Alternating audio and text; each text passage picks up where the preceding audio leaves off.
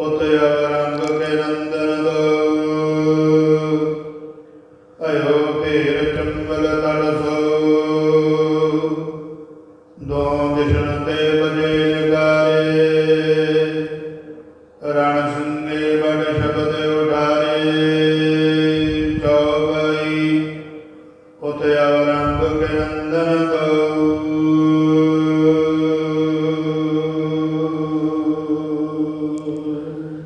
वाहिगुरु जी का खालसा, वाहिगुरु जी की फतेह। सतगुरां दी साजी नवाजी गुरु प्यारी साध संगत जी, जुगो जुग अटल। धन धन साहिब श्री गुरु ग्रंथ साहिब महाराज सच्चे पातशाह जी, जो आप अकाल पुरख अंतरयामी दा साक्षात स्वरूप ਹਨ। वाहिगुरु जी दी सतगुरु जी दी अपार किरपा रहमत बख्शिश हो रही है।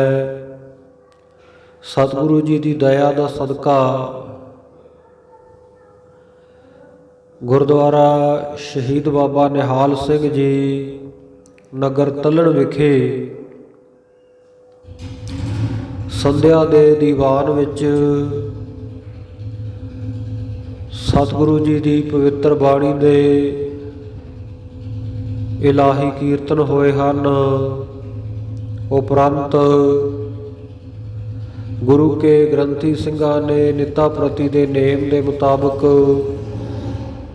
संध्या के जाप रहरास साहिब जी के पाठ कीते ਹਨ। उपरंत सतगुरु जी के पवित्र स्थानों उपर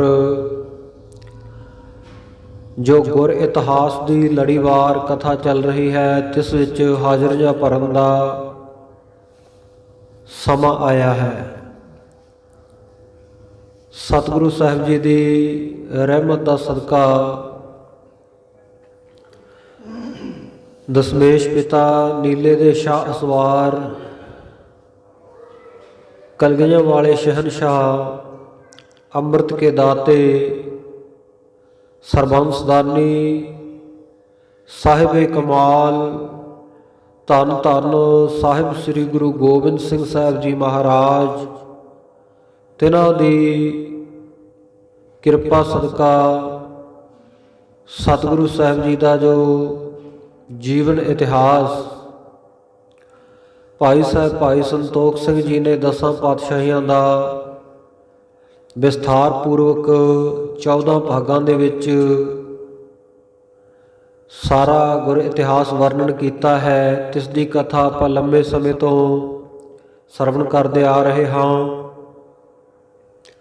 दशमेश पिता सतगुरु गोबिंद सिंह साहिब जी महाराज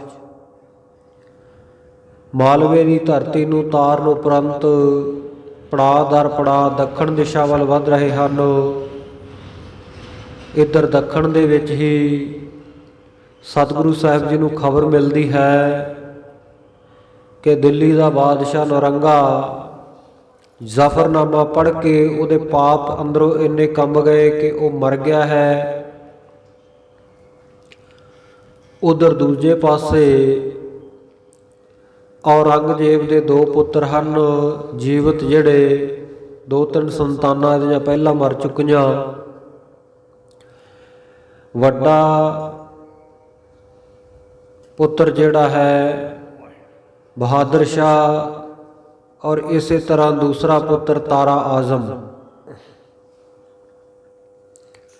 तारा आजम बादशाह की मौत तो तुरंत बाद औरंगाबाद विखे जिथे बादशाह रहिंदा सी उत्थे ही तख्त के उत्ते विराजमान हो गया। दिल्ली जाके राज भाग के तख्त उपर बैठना चाहुंदा है।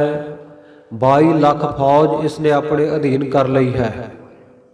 हिंदुस्तान का चक्रवर्ती सम्राट बन के बह गया। उधर औरंगे का दूजा पुत बहादुर शाह वो बलख बुखारे देश वाले पासे ਜਦੋਂ ਉਸ ਨੂੰ ਖਬਰ ਮਿਲਦੀ ਹੈ ਕਿ ਮੇਰਾ ਪਿਤਾ ਔਰੰਗਜ਼ੇਬ ਬਹੁਤ ਬਿਮਾਰ ਹੈ, ਦੱਖਣ ਦਿਸ਼ਾ ਵੱਲ ਔਰੰਗਾਬਾਦ ਜਿੱਥੇ ਜਾ ਕੇ ਉਹ ਰਹਿਣ ਲੱਗ ਪਿਆ ਸੀ, ਸਤਿਗੁਰੂ ਤੇਗ ਬਹਾਦਰ ਸਾਹਿਬ ਮਹਾਰਾਜ ਜੀ ਨੂੰ ਸ਼ਹੀਦ ਕਰਨ ਤੋਂ ਬਾਅਦ ਉਸ ਪਾਸੇ ਉਹਦੀ ਹਾਲਤ ਬੜੀ ਨਾਜ਼ੁਕ ਬਣੀ ਹੋਈ ਹੈ, ਬੜਾ ਬਿਮਾਰ ਹੈ। ਆਪਣੇ ਪਿਤਾ ਦੀ ਗੰਭੀਰ ਬਿਮਾਰੀ ਦਾ ਸਮਾਚਾਰ ਸੁਣ ਕੇ ਇਹ ਬਲਖ ਬੁਖਾਰੇ ਤੋਂ ਵਾਪਸ ਆ ਗਿਆ। ਜਦੋਂ ਪੰਜਾਬ ਵੜਦਾ ਇਸ ਨੂੰ ਪਤਾ ਲੱਗਦਾ ਹੈ ਕਿ ਮੇਰਾ ਪਿਤਾ ਔਰੰਗਜ਼ੇਬ ਮਰ ਚੁੱਕਿਆ ਹੈ ਔਰ ਮੇਰੇ ਭਰਾ ਤਾਰਾ ਆਜ਼ਮ ਨੇ ਤਖਤ ਪਰ ਕਬਜ਼ਾ ਕਰ ਲਿਆ ਹੈ। ਸੋ ਇਹਦੇ ਮਨ ਦੇ ਵਿੱਚ ਇੱਕ ਗਹਿਰੀ ਚਿੰਤਾ ਬਣ ਆਈ, ਕਿਉਂਕਿ ਇਹਨਾਂ ਦੇ ਖਾਨਦਾਨ ਦੇ ਵਿੱਚ ਇਹ ਖੋਹ ਸੀ, ਇਹ ਰੀਤੀ ਸੀ, ਇਹ ਰਿਵਾਜ ਸੀ ਵੀ ਤਖਤ ਦੇ ਉੱਤੇ ਇੱਕੋ ਹੀ ਵਾਰਸ ਬਹਿੰਦਾ ਸੀ। ਦੂਜੇ ਜਿਹੜੇ ਆਪਣੇ ਭਰਾ ਸੰਬੰਧੀ ਹੋਰ ਹੁੰਦੇ ਸੀ, ਜਿਨ੍ਹਾਂ ਤੋਂ ਇਹ ਭੈ ਹੁੰਦਾ ਕਿ ਕੱਲ੍ਹ ਨੂੰ ਕਿਤੇ ਇਹ ਤਖਤ ਦੇ ਉੱਤੇ ਕਾਬਜ਼ ਨਾ ਹੋ ਜਾਣ, ਮੇਰੇ ਨਾਲ ਜੰਗ ਨਾ ਕਰਨ, ਉਹਨਾਂ ਨੂੰ ਇਹ ਮਾਰ ਦਿੰਦੇ ਸੀ ਤੁਰਕ। ਜਿਵੇਂ ਔਰੰਗਜ਼ੇਬ ਨੇ ਆਪਣੇ ਪਿਤਾ ਸ਼ਾਹਜਹਾਨ ਨੂੰ ਕੈਦ ਕਰਕੇ ਆਪ ਤਖਤ ਤੇ ਬੈਠਾ, ਭਰਾ ਮੇਰੀ ਹਕੂਮਤ ਦੇ ਵਿੱਚ ਕੋਈ ਵਿਘਨ ਨਾ ਪਾਉਣ, ਬਾਗੀ ਨਾ ਹੋ ਜਾਣ, ਉਹਨਾਂ ਨੂੰ ਇਸ ਨੇ ਮਾਰ ਦਿੱਤਾ ਸੀ। ਔਰੰਗਜ਼ੇਬ ਦਾ ਪੁੱਤਰ ਇਹ ਸੋਚਦਾ ਹੈ ਬਹਾਦਰ ਸ਼ਾਹ, ਕਿਤੇ ਮੇਰਾ ਭਰਾ ਤਾਰਾ ਆਜ਼ਮ ਵੀ ਮੇਰੇ ਨਾਲ ਇਸੇ ਤਰ੍ਹਾਂ ਨਾ ਕਰੇ।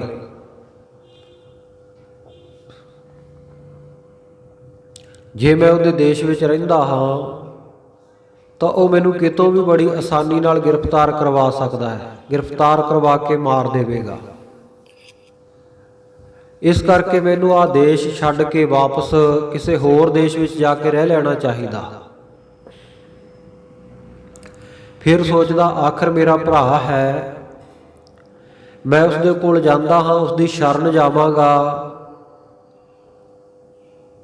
ਤੇ ਹੋ ਸਕਦਾ ਉਹ ਮੈਨੂੰ ਆਏ ਨੂੰ ਗਲ ਨਾਲ ਲਾ ਲਵੇ। ਪਰ ਦੂਜੇ ਪਾਲੀ ਆਪਣੇ ਖਾਨਦਾਨ ਦੀ ਜਿਹੜੀ ਖੋਟੀ ਰੀਤੀ ਹੈ, ਮਨਾਂ ਵਿੱਚ ਭੈੜਾ ਖੋਟ ਹੈ, ਉਹ ਚੇਤੇ ਆ ਜਾਂਦੀ ਹੈ, ਡਰਦਾ ਹੈ। ਇਹਨੇ ਆਪਣੇ ਸਲਾਹਕਾਰ ਕੋਲ ਬੁਲਾ ਕੇ ਆਪਣੇ ਮਨ ਦੀਆਂ ਇਹ ਦੋਵੇਂ ਚਿੰਤਾਵਾਂ ਦੱਸੀਆਂ ਕਿ ਸਮੱਸਿਆ ਆ ਬਣਾਈ ਹੈ, ਮੈਂ ਕਰਾਂ ਤਾਂ ਕੀ ਕਰਾਂ। ਸਲਾਹਕਾਰ ਹਾਕਮ ਰਾਏ ਵਰਗੇ, ਭਾਈ ਨੰਦ ਲਾਲ ਵਰਗੇ ਹੋਰ ਉਮਰਾਓ ਜਿਹੜੇ ਇਸ ਦੇ ਨਾਲ ਸਨ, ਉਹਨਾਂ ਵਿੱਚੋਂ ਭਾਈ ਨੰਦ ਲਾਲ ਦੀ ਸਲਾਹ ਦੇਣ ਦੀ ਜਦੋਂ ਵਾਰੀ ਆਈ ਤਾਂ ਉਹਨਾਂ ਨੇ ਦੱਸਿਆ ਕਿ ਜੇ ਤੈਨੂੰ ਕੋਈ ਇਹ ਬਾਦਸ਼ਾਹ ਦੇ ਭੈ ਤੋਂ, ਦੁਨਿਆਵੀ ਭੈ ਤੋਂ ਅਤੇ ਇੱਥੋਂ ਤੱਕ ਕਿ ਜਮਾਂ ਦੇ ਭੈ ਤੋਂ ਵੀ ਕੋਈ ਨਿਰਭਉ ਕਰਨ ਵਾਲਾ ਹੈ ਤਾਂ ਉਹ ਕੇਵਲ ਤੇ ਕੇਵਲ ਧੰਨ ਸ਼੍ਰੀ ਗੁਰੂ ਗੋਬਿੰਦ ਸਿੰਘ ਸਾਹਿਬ ਜੀ ਮਹਾਰਾਜ ਹਨ। ਤੂੰ ਉਹਨਾਂ ਦੀ ਸ਼ਰਨ ਜਾ। ਗੁਰਬਾਣੀ ਦੇ ਬਚਨ ਹਨ, ਨਿਰਭਉ ਜਪੈ ਸਗਲ ਭਉ ਮਿਟੈ। ਜਿਹੜਾ ਉਸ ਨਿਰਭਉ ਨਿਰੰਕਾਰ ਨੂੰ ਜਪਦਾ ਹੈ, ਉਹਦੇ ਹਰ ਪ੍ਰਕਾਰ ਦੇ ਦੁੱਖ, ਹਰ ਪ੍ਰਕਾਰ ਦੇ ਭਉ, ਹਰ ਪ੍ਰਕਾਰ ਦੇ ਡਰ ਖਤਮ ਹੋ ਜਾਂਦੇ ਹਨ।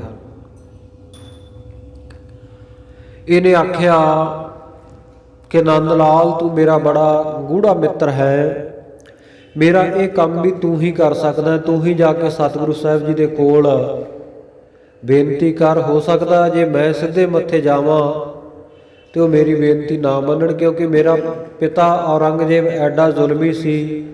ਉਸ ਨੇ ਗੁਰੂ ਦੇ ਪਿਤਾ ਜੀ ਸਤਿਗੁਰੂ ਤੇਗ ਬਹਾਦਰ ਜੀ ਨੂੰ ਚਾਂਦਨੀ ਚੌਕ ਵਿੱਚ ਸ਼ਹੀਦ ਕਰਵਾਇਆ। ਇਸੇ ਤਰ੍ਹਾਂ ਚਮਕੌਰ ਦੀ ਜੰਗ ਉਹਨਾਂ ਨਾਲ ਲੜੀ। ਅਨੰਦਪੁਰ ਸਾਹਿਬ ਦੇ ਵਿੱਚ ਹੋਰ ਕਿੰਨੀਆਂ ਜੰਗਾਂ ਆਪਣੀਆਂ ਫੌਜਾਂ ਭੇਜ ਕੇ ਔਰੰਗਜ਼ੇਬ ਨੇ ਸਤਿਗੁਰੂ ਸਾਹਿਬ ਜੀ ਦੇ ਨਾਲ ਕਰਵਾਈਆਂ। ਸਤਿਗੁਰੂ ਜੀ ਦੇ ਛੋਟੇ ਛੋਟੇ ਸਾਹਿਬਜ਼ਾਦਿਆਂ ਨੂੰ ਔਰੰਗਜ਼ੇਬ ਦੀ ਸਹਿਮਤੀ ਦੇ ਨਾਲ ਵਜ਼ੀਰ ਖਾਨ ਨੇ ਨੀਹਾਂ ਵਿੱਚ ਚਿਣਿਆ। ਹੋ ਸਕਦਾ ਹੈ ਸਤਿਗੁਰੂ ਜੀ ਮੈਨੂੰ ਮਨਾ ਕਰ ਦੇਣ, ਮੇਰੀ ਗੱਲ ਨਾ ਮੰਨਣ। ਇਹ ਵੀ ਹੋ ਸਕਦਾ ਮੇਰੇ ਪਿਤਾ ਦਾ ਬਦਲਾ ਮੈਥੋਂ ਲੈ ਲੈਣ। ਭਾਈ ਨੰਦ ਲਾਲ ਜੀ ਨੇ ਆਖਿਆ ਕਿ ਬਹਾਦਰ ਸ਼ਾਹ ਕਿਸੇ ਪ੍ਰਕਾਰ ਦਾ ਤੌਖਲਾ ਮਨ ਦੇ ਵਿੱਚ ਨਾ ਰੱਖ। ਸਤਿਗੁਰੂ ਸਾਹਿਬ ਜੀ ਬੜੇ ਦਿਆਲੂ ਕਿਰਪਾਲੂ ਹਨ। ਜੇ ਨੀਵਾਂ ਹੋ ਕੇ, ਨਿਮਾਣਾ ਨਤਾਣਾ ਹੋ ਕੇ ਆਪਣੇ ਪਿਤਾ ਦੀਆਂ ਗਲਤੀਆਂ ਨੂੰ ਮੰਨਦਾ ਹੋਇਆ ਤੂੰ ਉਹਨਾਂ ਦੀ ਸ਼ਰਨ ਜਾਵੇਗਾ ਨਾ, ਤਾਂ ਉਹ ਸ਼ਰਨ ਆਇਆਂ ਦੀ ਲਾਜ ਰੱਖਦੇ ਆ। ਇਹ ਉਹਨਾਂ ਦਾ ਪ੍ਰਣ ਹੈ, ਉਹਨਾਂ ਦਾ ਸੁਭਾਅ ਹੈ, ਬਿਰਧ ਹੈ। ਇਸ ਨੇ ਆਖਿਆ ਨਹੀਂ, ਤੂੰ ਹੀ ਜਾ ਕੇ ਮੇਰੇ ਵੱਲੋਂ ਬੇਨਤੀ ਕਰ, ਔਰ ਗੁਰੂ ਨੂੰ ਰਿਝਾ ਵੀ ਤੂੰ ਹੀ ਸਕਦਾ, ਸਮਝਾ ਵੀ ਤੂੰ ਹੀ ਸਕਦਾ ਮੇਰੇ ਦਿਲ ਦੀ ਜੋ ਇਸ ਵੇਲੇ ਹਾਲਤ ਹੈ। ਭਾਈ ਨੰਦ ਲਾਲ ਇਸ ਦੇ ਇੱਕ ਹੋਰ ਉਮਰਾਓ ਹਾਕਮ ਰਾਏ ਨੂੰ ਨਾਲ ਲੈ ਕੇ ਸਤਿਗੁਰੂ ਸਾਹਿਬ ਜੀ ਕੋਲ ਜਾ ਕੇ ਬੇਨਤੀ ਕਰਦਾ। ਸਤਿਗੁਰੂ ਸਾਹਿਬ ਜੀ ਕਹਿੰਦੇ ਭਾਈ ਉਹਦੇ ਪ੍ਰਾਣਾਂ ਦੀ ਰੱਖਿਆ ਦੀ ਜ਼ਿੰਮੇਵਾਰੀ ਵੀ ਅਸੀਂ ਲੈਂਦੇ ਹਾਂ, ਤੇ ਨਾਲ ਨਾਲ ਅਸੀਂ ਹਿੰਦੁਸਤਾਨ ਦੇ ਤਖਤ ਦਾ ਮਾਲਕ ਵੀ ਬਹਾਦਰ ਸ਼ਾਹ ਨੂੰ ਬਣਾ ਦੇਵਾਂਗੇ। ਪਰ ਜਦੋਂ ਉਹ ਜਿੱਤ ਜਾਵੇ, ਤਖਤ ਉੱਤੇ ਬੈਠ ਜਾਵੇ, ਸਾਡੀ ਇੱਕ ਸ਼ਰਤ ਹੈ, ਅਸੀਂ ਇੱਕ ਸਵਾਲ ਪਾਵਾਂਗੇ, ਸਾਡਾ ਉਹ ਸਵਾਲ ਜ਼ਰੂਰ ਪੂਰਾ ਕਰ ਦੇਵੇ। ਸਤਿਗੁਰੂ ਸਾਹਿਬ ਜੀ ਦਾ ਇਹ ਸੁਨੇਹਾ ਭਾਈ ਨੰਦ ਲਾਲ ਜੀ ਲੈ ਕੇ ਆਏ। ਬਹਾਦਰ ਸ਼ਾਹ ਜਦੇ ਮੰਨ ਗਿਆ। ਹੁਣ ਜਿਸ ਬੰਦੇ ਨੂੰ ਆਪਣੀ ਜਾਨ ਦੀ ਪ੍ਰਵਾਹ ਹੋਵੇ, ਜਾਨ ਦਾ ਖਤਰਾ ਹੋਵੇ, ਕਦੋਂ ਵੀ ਜਾ ਸਕਦੀ ਹੈ, ਕਦੋਂ ਮਾਰਿਆ ਜਾ ਸਕਦਾ ਹੈ, ਤੇ ਉਹ ਬੰਦੇ ਨੂੰ ਪੂਰੇ ਦੇਸ਼ ਦਾ ਰਾਜ ਭਾਗ ਦੇਣ ਦਾ ਕੋਈ ਵਚਨ ਕਰ ਦੇਵੇ, ਤੇ ਗੁਰਮੁਖੋ ਉਸ ਦੀ ਹਾਲਤ ਕੀ ਹੋਵੇਗੀ, ਕਿੰਨਾ ਉਹ ਬੰਦਾ ਖੁਸ਼ ਹੋਵੇਗਾ, ਆਪਾਂ ਸਹਿਜੇ ਸਮਝ ਸਕਦੇ ਹਾਂ। ਇਸ ਨੇ ਆਖਿਆ ਠੀਕ ਹੈ, ਜੋ ਗੁਰੂ ਸਾਹਿਬ ਵਚਨ ਕਰਨਗੇ ਮੈਂ ਉਹਨਾਂ ਦਾ ਵਚਨ ਮੰਨਾਂਗਾ। ਇਹਦਾ ਇੱਕ ਮੁਰਸ਼ਿਦ ਸੀ ਮੁਸਲਮਾਨ, ਉਹ ਪੁੱਛਦਾ ਹੈ ਵੀ ਸਤਿਗੁਰੂ ਸਾਹਿਬ ਜੀ ਕੋਲ ਇੰਨੀ ਕਿੰਨੀ ਕੁ ਫੌਜ ਹੈ, ਜਿਹੜਾ 22 ਲੱਖ ਵਾਲੇ 22 ਲੱਖ ਫੌਜ ਦੇ ਮਾਲਕ ਤਾਰਾ ਆਜ਼ਮ ਦਾ ਮੁਕਾਬਲਾ ਕਰ ਲੈਣਗੇ। ਦੂਜਾ ਭਾਈ ਨੰਦ ਲਾਲ ਜੀ ਨੇ ਆ ਕੇ ਵਚਨ ਦੱਸਿਆ ਕਿ ਬਹਾਦਰ ਸ਼ਾਹ ਤੈਨੂੰ ਡਰਨ ਦੀ ਲੋੜ ਨਹੀਂ, ਤੇਰੇ ਭਰਾ ਤਾਰਾ ਆਜ਼ਮ ਨੂੰ ਮੈਦਾਨੇ ਜੰਗ ਵਿੱਚ ਸਤਿਗੁਰੂ ਸਾਹਿਬ ਜੀ ਆਪ ਸੋਧਾ ਲਾਉਣਗੇ, ਆਪ ਉਸ ਨੂੰ ਮਾਰਨਗੇ। ਜਦੋਂ ਇਹਨਾਂ ਨੇ ਪੁੱਛਿਆ ਵੀ ਸਤਿਗੁਰੂ ਸਾਹਿਬ ਜੀ ਕਿਸ ਤਰੀਕੇ ਜੰਗ ਜਿੱਤਣਗੇ, ਕਿੰਨੀ ਕੁ ਫੌਜ ਹੈ, ਭਾਈ ਨੰਦ ਲਾਲ ਜੀ ਦੱਸਦੇ ਹੈ ਕਿ ਉਹਨਾਂ ਕੋਲ ਸਾਹਮਣੇ ਆ ਦੇਖਣ ਵਿੱਚ ਆਪਾਂ ਨੂੰ ਭਾਵੇਂ ਲੱਗੇ ਵੀ ਬਹੁਤੀ ਫੌਜ ਨਾ ਹੋਵੇ, ਪਰ ਗੁਰੂ ਜੀ ਦੇ ਬਚਨਾਂ ਵਿੱਚ ਇੰਨੀ ਤਾਕਤ ਹੈ, ਉਹਨਾਂ ਦਾ ਇੱਕ ਬਚਨ ਸਾਨੂੰ ਜੰਗ ਜਿਤਾਉਣ ਦੇ ਸਮਰੱਥ ਹੈ। ਬਾਕੀ ਜੇ ਫੌਜਾਂ ਦੀ ਗੱਲ ਕਰਦੇ ਹੋ ਤਾਂ ਬਹੁਤ ਸਾਰੀਆਂ ਅਜ਼ਗੈਬੀ ਫੌਜਾਂ, ਸ਼ਹੀਦੀ ਫੌਜਾਂ ਗੁਰੂ ਦੇ ਇੱਕ ਹੁਕਮ ਦੇ ਉੱਤੇ ਇਕੱਲਾ ਦਿੱਲੀ ਤੱਕ ਹੀ ਪੂਰੀ ਧਰਤੀ ਨੂੰ ਪਲਟ ਕੇ ਰੱਖ ਸਕਦੇ ਨੇ। ਇਕੱਲੇ ਦਿੱਲੀ ਦੇ ਤਖਤ ਦੀ ਕੀ ਗੱਲ ਕਰਦੇ ਹੋ, ਭਰੋਸਾ ਰੱਖੋ। ਇਹਨਾਂ ਨੇ ਭਰੋਸਾ ਰੱਖਿਆ। ਭਾਈ ਨੰਦ ਲਾਲ ਜੀ ਨੂੰ ਸਤਿਗੁਰੂ ਸਾਹਿਬ ਜੀ ਕੋਲ ਦੁਬਾਰਾ ਭੇਜਿਆ ਕਿ ਬਹਾਦਰ ਸ਼ਾਹ ਤੁਹਾਡੀ ਗੱਲ ਮੰਨਣ ਨੂੰ ਤਿਆਰ ਹੈ, ਆਪ ਜੀ ਜੰਗ ਜਿਤਾਓ।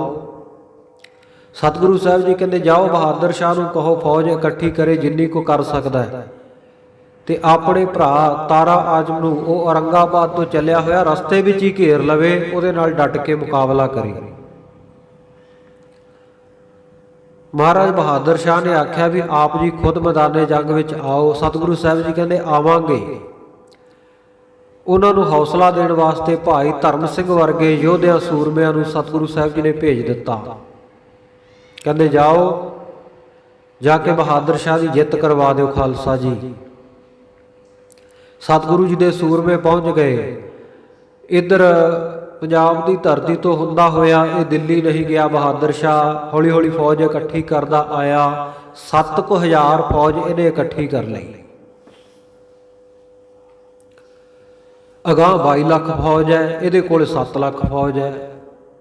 ਕਿਤੇ ਕਿਤੇ ਮਨ ਡਰਦਾ ਵੀ ਹੈ, ਕਿਤੇ ਸਤਿਗੁਰੂ ਸਾਹਿਬ ਜੀ ਮੇਰੇ ਪਿਤਾ ਦਾ ਬਦਲਾ ਤਾਂ ਨਹੀਂ ਮੈਥੋਂ ਲੈ ਰਹੇ, ਕਿਤੇ ਮੈਨੂੰ ਮੈਦਾਨੇ ਜੰਗ ਵਿੱਚ ਭੇਜ ਕੇ ਮਰਵਾ ਦੇਣ। ਦੂਜੇ ਪਲ ਭਾਈ ਨੰਦ ਲਾਲ ਜੀ ਦਾ ਭਰੋਸਾ ਤੱਕਦਾ ਹੈ ਤਾਂ ਫਿਰ ਮਨ ਨੂੰ ਧਰਵਾਸ ਵੱਜਦਾ, ਨਹੀਂ ਸਤਿਗੁਰੂ ਜੀ ਮੇਰੀ ਰੱਖਿਆ ਕਰਨਗੇ। ਇਹ ਗਵਾਲੀਅਰ ਦੇ ਕੋਲ ਚੰਬਲ ਨਦੀ ਵਗਦੀ ਆ। ਧੌਲਪੁਰ ਲੰਘ ਕੇ ਗਵਾਲੀਅਰ ਵੱਲ ਨੂੰ ਜਾਂਦੇ ਆ, ਚੰਬਲ ਨਦੀ ਦੇ ਕਿਨਾਰੇ ਉੱਤੇ ਇਹਨੇ ਜਾ ਕੇ ਟਿਕਾਣਾ ਕਰ ਲਿਆ ਵੀ ਆ ਪਾਣੀ ਦਾ ਸਰੋਤ ਕੋਲ ਆ, ਜੰਗ ਲੜਨੀ ਸੌਖੀ ਹੋਵੇਗੀ। ਉਧਰ ਤਾਰਾ ਆਜ਼ਮ ਨੂੰ ਪਤਾ ਲੱਗਿਆ ਕਿ ਮੇਰਾ ਭਰਾ ਮੁੱਠੀ ਭਰ ਸੈਨਾ ਲੈ ਕੇ ਮੇਰੇ ਨਾਲ ਲੜਨਾ ਆ ਰਿਹਾ ਹੈ, ਮੇਰੇ ਕੋਲ 22 ਲੱਖ ਫੌਜ ਤੇ ਉਹ ਕਿੰਨੀ ਕੁ ਫੌਜ ਇਕੱਠੀ ਕਰ ਲਵੇਗਾ। ਮੈਂ ਤਾਂ ਪਹਿਲੇ ਹਲੇ ਹੀ ਮਸਲ ਕੇ ਰੱਖ ਦਿਆਂਗਾ। ਇਹ ਸੋਚ ਕੇ ਨਗਾਰੇ ਧੌਂਸੇ ਵਜਾਉਂਦਾ ਹੋਇਆ ਚੱਲਿਆ ਹੈ ਚੜ੍ਹਾਈ ਕਰਕੇ। ਜਿੱਧਰ ਨੂੰ ਬਹਾਦਰ ਸ਼ਾਹ ਬੈਠਾ ਸੀ ਉਸੇ ਪਾਸੇ ਵੱਲ ਹੋ ਤੁਰਿਆ। ਕਹਿੰਦਾ ਦਿੱਲੀ ਤਖਤ ਉੱਤੇ ਜਾ ਕੇ ਤਾਂ ਬਾਅਦ ਵਿੱਚ ਬੈਠਦਾ, ਪਹਿਲਾਂ ਰਾਹ ਦਾ ਜਿਹੜਾ ਕੰਡਾ ਇਹ ਕੱਢ ਦਈਏ, ਰਾਹ ਦਾ ਰੋੜਾ ਪਾਸੇ ਕਰ ਦਈਏ। ਮੇਰਾ ਭਰਾ ਬਹਾਦਰ ਸ਼ਾਹ ਉਹ ਮੇਰੇ ਨਾਲ ਜੰਗ ਕਰਨ ਦੀਆਂ ਗੱਲਾਂ ਕਰਦਾ, ਪਹਿਲਾਂ ਉਸੇ ਨੂੰ ਖਤਮ ਕਰਾਂ। ਇੱਧਰ ਸਤਿਗੁਰੂ ਸਾਹਿਬ ਜੀ ਵੀ ਇਹਦੀ ਸਹਾਇਤਾ ਵਾਸਤੇ ਚੱਲੇ ਐ। ਦੱਖਣ ਦਿਸ਼ਾ ਵੱਲੋਂ ਸਤਿਗੁਰੂ ਸੱਚੇ ਪਾਤਸ਼ਾਹ ਦਿੱਲੀ ਵੱਲ ਨੂੰ ਮੁੜ ਪਏ, ਜਿੱਧਰ ਇਹ ਜੰਗ ਹੋ ਰਿਹਾ। ਹੌਲੀ ਹੌਲੀ ਰਸਤੇ ਵਿੱਚ ਸੰਗਤਾਂ ਨੂੰ ਤਾਰਦੇ ਹੋਏ ਆ ਰਹੇ ਐ। ਪ੍ਰੇਮੀ ਜਨ ਪਿੰਡਾਂ ਦੇ ਵਿੱਚੋਂ ਭੱਜ ਭੱਜ ਕੇ ਧਾ ਕੇ ਆ ਕੇ ਸਤਿਗੁਰੂ ਸਾਹਿਬ ਜੀ ਦੇ ਦਰਸ਼ਨ ਕਰਦੇ ਆ, ਭੇਟਾਵਾਂ ਰੱਖਦੇ ਆ। ਸਤਿਗੁਰੂ ਸਾਹਿਬ ਜੀ ਸਭ ਨੂੰ ਨਿਹਾਲ ਕਰਦੇ, ਦਰਸ਼ਨ ਦਿੰਦੇ ਹੋਏ ਸਨੇ ਸਨੇ ਅਗਾਂਹ ਨੂੰ ਵੱਧ ਰਹੇ ਹਨ। ਇੱਧਰ ਦੋਵੇਂ ਦਲ ਆਮੋ ਸਾਹਮਣੇ ਹੋ ਗਏ। ਤਾਰਾ ਆਜ਼ਮ ਦੀਆਂ ਫੌਜਾਂ 22 ਲੱਖ ਫੌਜ ਤੇ ਬਹਾਦਰ ਸ਼ਾਹ। ਜਿਵੇਂ ਜੰਗ ਭਖਦਾ ਹੈ, ਆਓ ਬੜੇ ਪਿਆਰ ਦੇ ਨਾਲ ਭਾਈ ਸਾਹਿਬ ਭਾਈ ਸੰਤੋਖ ਸਿੰਘ ਜੀ ਦੀ ਕਲਮ ਦੁਆਰਾ ਸ੍ਰੀ ਗੁਰਪ੍ਰਤਾਪ ਸੂਰਜ ਗ੍ਰੰਥ ਦੇ ਵਿੱਚ ਲਿਖੀ ਗਈ ਇਸ ਕਥਾ ਨੂੰ ਸਰਵਣ ਕਰੀਏ। ਸਤਨਾਮ ਸ੍ਰੀ ਵਾਹਿਗੁਰੂ ਸਾਹਿਬ ਜੀ ਚੌਪਈ। ਉਤੇ ਅਵਰੰਗ ਕੇ ਨੰਦਨ ਦੋ। ਉਧਰ ਔਰੰਗਜ਼ੇਬ ਦੇ ਜਿਹੜੇ ਨੰਦਨ ਦੋਵੇਂ ਪੁੱਤਰ ਹਨ, ਅਯੋ ਭੇਰ ਚੰਬਲ ਤੜਸੋ। ਦੋਵਾਂ ਦਾ ਚੰਬਲ ਨਦੀ ਦੇ ਕਿਨਾਰੇ ਦੇ ਉੱਤੇ ਭੇੜ ਹੋ ਗਿਆ। ਦੋਹਾਂ ਦਿਸ਼ਾਂ ਤੇ ਵੱਜੇ ਨਗਾਰੇ। ਦੋਵੇਂ ਦਿਸ਼ਾਵਾਂ ਤੋਂ ਦੋਵੇਂ ਸਾਈਡਾਂ ਤੋਂ ਨਗਾਰੇ ਖੜਕਦੇ ਹਨ। ਰਣ ਸਿੰਘੇ ਬੜ ਸ਼ਬਦ ਉਠਾਰੀ। ਰਣ ਸਿੰਘਾਂ ਦਾ ਬਹੁਤ ਉੱਚੀ ਉੱਚੀ ਆਵਾਜ਼ਾਂ ਆ ਰਿਹਾ ਹੈ। ਲਸ਼ਕਰ ਪਰੇ ਕਰੇ ਅਰੇ ਅਰੀ। ਹਾਂ, ਲਸ਼ਕਰ ਫੌਜ ਜਿਹੜੀ ਹੈ ਪੈ ਗਈ ਅੱਗੇ ਆਪਣੇ ਵੈਰੀਆਂ ਦੇ ਉੱਤੇ ਜਿਹੜੇ ਅੱਗੇ ਅੜੇ ਹੋਏ ਹਨ। ਛੁੜੀ ਤੋਪ ਗਨ ਨਗਰ ਭਰੀ। ਤੋਪਾਂ ਚੱਲ ਪਈਆਂ ਤੇ ਇਉਂ ਲੱਗਦਾ ਹੈ ਜੋ ਆਕਾਸ਼ ਦੇ ਵਿੱਚ ਚੰਦਰਮਾ ਹੈ ਉਹਦੇ ਤੱਕ ਧੂੜ ਪਹੁੰਚ ਗਈ, ਉਹ ਭਰ ਗਿਆ ਹੈ ਮਿੱਟੀ ਘੱਟੇ ਨਾਲ। ਇੰਨਾ ਉੱਥੇ ਵਾਤਾਵਰਨ ਧੁੰਦਲਾ ਹੋਇਆ। ਧੂਮਧਾਰ ਪਸਰੀ ਇੱਕ ਵਾਰੀ ਸਾਰੇ ਪਾਸੇ ਧੂਆਂ ਧਾਰ ਪਸਰ ਗਿਆ। ਨੈ ਦੀਖਤ ਦ੍ਰਿਗਪਾਨ ਪਸਾਰੀ। ਘੋੜਿਆਂ ਦੇ ਪੌੜਾਂ ਦੇ ਨਾਲ, ਪੈਦਲ ਫੌਜ ਦੇ ਪੌੜਾਂ ਦੇ ਪੈਰਾਂ ਦੇ ਨਾਲ, ਇਸੇ ਤਰ੍ਹਾਂ ਹਾਥੀਆਂ ਦੇ ਪੈਰਾਂ ਦੇ ਨਾਲ ਇੰਨੀ ਧੂੜ ਉੱਠੀ ਮੈਦਾਨੇ ਜੰਗ ਵਿੱਚ। ਇੰਨੀ ਫੌਜ ਉੱਥੇ ਆਈ ਹੋਈ ਹੈ ਔਰ ਜੋ ਤੋਪਾਂ ਦੇ ਗੋਲੇ ਚੱਲਦੇ ਆ ਉਹਨਾਂ ਦੇ ਬਰੂਦ ਦੇ ਧੂਏ ਦੇ ਨਾਲ ਇੰਨਾ ਜ਼ਿਆਦਾ ਉੱਥੇ ਅੰਧਕਾਰ ਹੋ ਗਿਆ ਕਿ ਹੱਥ ਨੂੰ ਹੱਥ ਮਾਰਿਆ ਨਜ਼ਰ ਨਹੀਂ ਆਉਂਦਾ। ਔਰ ਜਿਹੜੀਆਂ ਤੋਪਾਂ ਹਨ, ਜਮੂਰੇ ਹਨ, ਉਹਨਾਂ ਦੇ ਵਿੱਚ ਪਲੀਤੇ ਲਾ ਕੇ ਦਾਗਦੇ ਹਨ। ਬੰਦੂਕਾਂ ਦੀਆਂ ਗੋਲੀਆਂ ਚੱਲਦੀਆਂ ਹਨ। ਬਹੁਤ ਆਵਾਜ਼ ਹੋਈ। ਦੋਵੇਂ ਪਾਸਿਆਂ ਤੋਂ ਲੋਹਾ ਵਰਖਾ ਹੋ ਰਹੀ ਹੈ, ਲੋਹੇ ਦੀ। ਇਉਂ ਮਾਨੋ ਵੀ ਜਿਵੇਂ ਆਕਾਸ਼ ਹੀ ਫੁੱਟ ਕੇ ਗਿਰ ਪਿਆ ਹੁੰਦਾ ਹੇਠਾਂ, ਆਕਾਸ਼ ਹੀ ਪਾਟ ਕੇ ਹੇਠਾਂ ਡਿੱਗ ਪਿਆ ਹੋਵੇ। ਧਰਤੀ ਤੋਂ ਲੈ ਕੇ ਆਕਾਸ਼ ਤੱਕ ਬਹੁਤ ਰੌਲਾ ਰੱਪਾ ਪੈ ਰਿਹਾ ਹੈ। ਭਿਆਨਕ ਆਵਾਜ਼ਾਂ ਹਨ। ਮਾਰ ਲਓ ਫੜ ਲਓ, ਯਾ ਅਲੀ ਦੇ ਨਾਰੇ ਲਾ ਰਹੇ ਆ ਦੋਵੇਂ ਪਾਸਿਆਂ ਦੇ ਸੂਰਮੇ। ਬਹੁਤ ਰੌਲਾ ਰੱਪਾ ਪੈ ਰਿਹਾ ਹੈ। ਇਸ ਪ੍ਰਕਾਰ ਸਾਰਾ ਦਿਨ ਸੂਰਮੇ ਇੱਕ ਦੂਜੇ ਨਾਲ ਭਿੜਦੇ ਰਹੇ, ਜੰਗ ਚੱਲਦੀ ਰਹੀ। ਕਿੰਨੇ ਹੀ ਯੋਧੇ ਔਰ ਕਿੰਨਿਆਂ ਦੇ ਹੀ ਘੋੜੇ ਜਿਹੜੇ ਐ ਇਹ ਮੈਦਾਨੇ ਜੰਗ ਦੇ ਵਿੱਚ ਮਾਰ ਦਿੱਤੇ। ਸੂਰਜ ਜਦੋਂ ਅਸਤ ਹੁੰਦਾ, ਸੂਰਜ ਛਿਪਦਾ ਹੈ ਤਾਂ ਉਸ ਵੇਲੇ ਦੋਵੇਂ ਪਾਸਿਆਂ ਦੇ ਸੂਰਮੇ ਜਿਹੜੇ ਆਪੋ ਆਪਣੀਆਂ ਦਿਸ਼ਾਵਾਂ ਵੱਲ ਪਿੱਛੇ ਮੁੜਦੇ ਹਨ। ਜਿੱਥੇ ਜਿੱਥੇ ਤੰਬੂ ਲਾਏ ਆ, ਟਿਕਾਣਾ ਕੀਤਾ, ਉੱਥੇ ਜਾ ਕੇ ਜਿਸ ਤਰ੍ਹਾਂ ਦਾ ਮੈਦਾਨੇ ਜੰਗ ਵਿੱਚ ਮਿਲਿਆ ਖਾਣ ਪੀਣ ਨੂੰ, ਜਿੰਨਾ ਕੁ ਪ੍ਰਬੰਧ ਸੀ ਉਸ ਤਰ੍ਹਾਂ ਦਾ ਸਭ ਨੇ ਖਾਧਾ ਪੀਤਾ। ਸੋ ਜੋ ਬਹੁਤ ਜ਼ਿਆਦਾ ਥਕਾਵਟ ਸੀ ਦੋਵੇਂ ਪਾਸੇ ਦੀਆਂ ਫੌਜਾਂ ਨੂੰ ਲੜਦਿਆਂ ਸੋ ਉਸ ਥਕਾਵਟ ਨੂੰ ਦੂਰ ਕਰਨ ਵਾਸਤੇ ਇਹ ਜਿਹੜੇ ਸੂਰਮੇ ਹੈ ਇਹ ਆਰਾਮ ਕਰਦੇ ਹਨ ਔਰ ਇੱਕ ਦੂਜੇ ਨੂੰ ਮਾਰ ਕੇ ਜਿਹੜੇ ਤ੍ਰਿਪਤ ਹੋਏ ਆ, ਖੁਸ਼ ਹੋਏ ਆ, ਮਨ ਨੂੰ ਤਸੱਲੀ ਹੋਈ ਹੈ। ਤੇ ਇਸ ਪ੍ਰਕਾਰ ਸਾਰੀ ਰਾਤ ਇਹਨਾਂ ਨੇ ਆਰਾਮ ਕੀਤਾ। ਸਵੇਰ ਹੋਈ ਸਾਵਧਾਨ ਫਿਰ ਹੋ ਗਏ। ਜਾਗਰਤ ਸੋਵਤ ਰਾਤ ਬਿਤਾਈ, ਰਾਤ ਨੂੰ ਕੋਈ ਵੀ ਚੰਗੀ ਤਰ੍ਹਾਂ ਸੁੱਤਾ ਨਾ, ਜਾਗੋ ਮਿੱਟੀ ਵਿੱਚ ਹੀ ਰਾਤ ਲੰਘਾਈ। ਸੌਜ ਇਸ਼ਨਾਨੇ ਦਲ ਸਮੁਦਾਈ, ਸਵੇਰ ਦਾ ਵੇਲਾ ਹੋਇਆ, ਸੌਚ ਇਸ਼ਨਾਨ ਕੀਤਾ ਦੋਵੇਂ ਪਾਸੇ ਦੀਆਂ ਫੌਜਾਂ ਨੇ। ਚੜੇ ਲੜਨ ਕੇ ਤਬੋਰੀ, 4 ਵਾਰ ਤਿਆਰ ਹੋ ਕੇ ਮੁੜ ਤੋਂ ਫਿਰ ਲੜਾਈ ਲੜਨ ਵਾਸਤੇ ਚੜ ਪਏ ਹਨ। ਛੁਟੈ ਸ਼ਬਦ ਬੜ ਗੋਰਾ ਗੋਰੀ, ਵੱਡੇ ਵੱਡੇ ਗੋਲਿਆਂ ਦੇ ਤੇ ਬੰਦੂਕਾਂ ਦੀਆਂ ਗੋਲੀਆਂ ਦੇ ਜਦੋਂ ਚੱਲਦੀਆਂ ਛੁੱਟਦੀਆਂ ਹਨ ਤਾਂ ਉਸ ਵੇਲੇ ਬਹੁਤ ਆਵਾਜ਼ਾਂ ਆ ਰਹੀਆਂ, ਰੌਲਾ ਪੈਂਦਾ ਹੈ। ਦਵਾਈ ਕਰਤ ਰਹਿ ਤੁਫੰਗੈ, ਘੋੜਿਆਂ ਨੂੰ ਭਜਾ ਕੇ ਬੰਦੂਕਾਂ ਚਲਾਉਂਦੇ ਹਨ। ਤੀਰ ਪ੍ਰਹਾਰੈ ਮੋਰਤ ਅੰਗੈ, ਤੀਰ ਚਲਾਉਂਦੇ ਹਨ ਸੂਰਮੇ ਇੱਕ ਦੂਜੇ ਵੱਲ ਔਰ ਇੱਕ ਦੂਜੇ ਦੇ ਅੰਗ ਫੋੜ ਰਹੇ ਹਨ। ਨੇਜੇ ਬੰਬਲਿਆਲ ਪਰਮਾਵੈ, ਬੰਬਲੀ ਵਾਲੇ ਜਿਹੜੇ ਨੇਜੇ ਆ, ਜਿਨ੍ਹਾਂ ਨੇਜਿਆਂ ਦੇ ਉੱਤੇ ਝੰਡੇ ਬੰਨੇ ਹੋਏ ਆ, ਕੱਪੜੇ ਬੰਨੇ ਹੋਏ ਆ, ਫਰਿਆਂ ਵਾਲੇ ਨੇਜੇ ਉਹ ਚਲਾ ਰਹੇ ਹਨ, ਇੱਕ ਦੂਜੇ ਤੇ ਵਾਰ ਕਰਦੇ ਆ। ਮੇਰੇ ਪਰਸ ਪਰ ਆਜੁਦ ਕਾਮੈ, ਹਾਂ, ਮਿਲ ਕੇ ਇੱਕ ਦੂਜੇ ਨੂੰ ਸਾਹਮਣੇ ਹੋ ਕੇ ਇੱਕ ਦੂਜੇ ਦੇ ਸ਼ਾਸਤਰ ਚਲਾਉਂਦੇ ਹਨ। ਅੰਧ ਸੁੰਦ ਪਰ ਕਰਿਓ ਕਿਸਾਲਾ, ਦੂਜੇ ਦਿਨ ਦੇ ਜੰਗ ਦੇ ਵਿੱਚ ਵੀ ਅੰਧਾ ਧੁੰਦ ਮਚ ਗਈ। ਸ਼ਤਰ ਨਾਲ ਘੁੜ ਨਾਲ ਕਰਾਲਾ, ਇਸੇ ਤਰ੍ਹਾਂ ਹੀ ਊਠਾਂ ਦੇ ਉੱਤੇ ਰੱਖ ਕੇ ਚਲਾਈਆਂ ਜਾਣ ਵਾਲੀਆਂ ਬੰਦੂਕਾਂ ਤੇ ਘੋੜਿਆਂ ਦੇ ਉੱਤੇ ਚੜ੍ਹ ਕੇ ਜਿਹੜੀਆਂ ਘੜਨਾਲਾਂ ਬੰਦੂਕਾਂ ਹਨ ਉਹ ਚੱਲਦੀਆਂ। ਇਹ ਮੋਏ ਜੰਗ ਹਟੇ ਦਲ ਦੋ, ਇਸ ਪ੍ਰਕਾਰ ਬਹੁਤ ਜੰਗ ਹੋਈ। ਦੂਜੇ ਦਿਨ ਦੀ ਜੰਗ ਤੋਂ ਬਾਅਦ ਵੀ ਦੋਵੇਂ ਦਲ ਪਿੱਛੇ ਹਟ ਗਏ। ਨਿਜ ਵਿਸਰਾਮ ਕੀਨ ਸਭ ਕੋ, ਰਾਤ ਨੂੰ ਸਾਰਿਆਂ ਨੇ ਆਪੋ ਆਪਣੇ ਟਿਕਾਣਿਆਂ ਤੇ ਆਰਾਮ ਕੀਤਾ। ਓਦ ਬਰਾਤ ਉੱਡ ਬਜੇ ਨਗਾਰੀ, ਤੀਜਾ ਦਿਨ ਚੜਿਆ, ਸਵੇਰ ਹੋਈ ਤੇ ਫਿਰ ਨਗਾਰਿਆਂ ਤੇ ਚੋਟਾਂ ਲੱਗ ਗਈਆਂ। ਜੋਦਾ ਸੁਨਤ ਸੁਨਤ ਬਦ ਸਾਰੇ, ਜਦੋਂ ਯੋਧਿਆਂ ਨੇ ਸੁਣਿਆ ਨਗਾਰਾ ਵੱਜ ਗਿਆ ਤਾਂ ਉਸ ਵੇਲੇ ਸਾਰੇ ਸੂਰਮੇ ਤਿਆਰ ਸ਼ਸਤਰ ਧਾਰੀ ਹੋ ਗਏ। ਦਲ ਮੁਕਾਬਲੇ ਦੋਨੋਂ ਪਏ, ਦੋਵੇਂ ਦਲਾਂ ਵਿੱਚ ਤਾਰਾ ਆਜਮ ਦੇ ਦਲ ਵਿੱਚ ਤੇ ਇੱਧਰ ਬਹਾਦਰ ਸ਼ਾਹ ਦੀ ਫੌਜ ਦੇ ਵਿੱਚ ਮੁਕਾਬਲਾ ਭਾਰਾ ਹੋ ਗਿਆ। ਹਮਲੇ ਕਰਤ ਸ਼ਸਤਰ ਪਟ ਭਈ, ਹਾਂ, ਹਮਲਾ ਕਰਦੇ ਇੱਕ ਦੂਜੇ ਦੇ ਉੱਤੇ ਸ਼ਸਤਰ ਚੱਲਦੇ ਐ। ਸੋ ਸੂਰਮੇ ਇੱਕ ਦੂਜੇ ਨੂੰ ਜ਼ਖਮੀ ਕਰਦੇ ਹਨ। ਤਾਰਾ ਆਜਮ ਦਾ ਜਿਵੇਂ ਪਹਿਲਾਂ ਹੀ ਦੱਸਿਆ ਵੀ ਬਹੁਤ ਵੱਡਾ ਲਸ਼ਕਰ, ਬਹੁਤ ਵੱਡੀ ਫੌਜ ਹੈ, 22 ਲੱਖ। ਇੱਕਦਮ ਸਾਰੀ ਫੌਜ ਨੇ ਇਕੱਠੇ ਹੋ ਕੇ ਧਾਵਾ ਬੋਲਿਆ, ਹੱਲਾ ਕੀਤਾ। ਇੱਧਰ ਬਹਾਦਰ ਸ਼ਾਹ ਆਪ ਵੀ ਲੜਨ ਵਾਸਤੇ ਚੜਿਆ ਹੋਇਆ ਹੈ। ਉਧਰ ਤਾਰਾ ਆਜਮ ਵੀ ਮੈਦਾਨੇ ਜੰਗ ਦੇ ਵਿੱਚ ਦੇਖ ਰੇਖ ਕਰ ਰਿਹਾ, ਜੰਗ ਮੈਦਾਨੇ ਵਿੱਚ ਚੜਿਆ ਹੋਇਆ ਹੈ।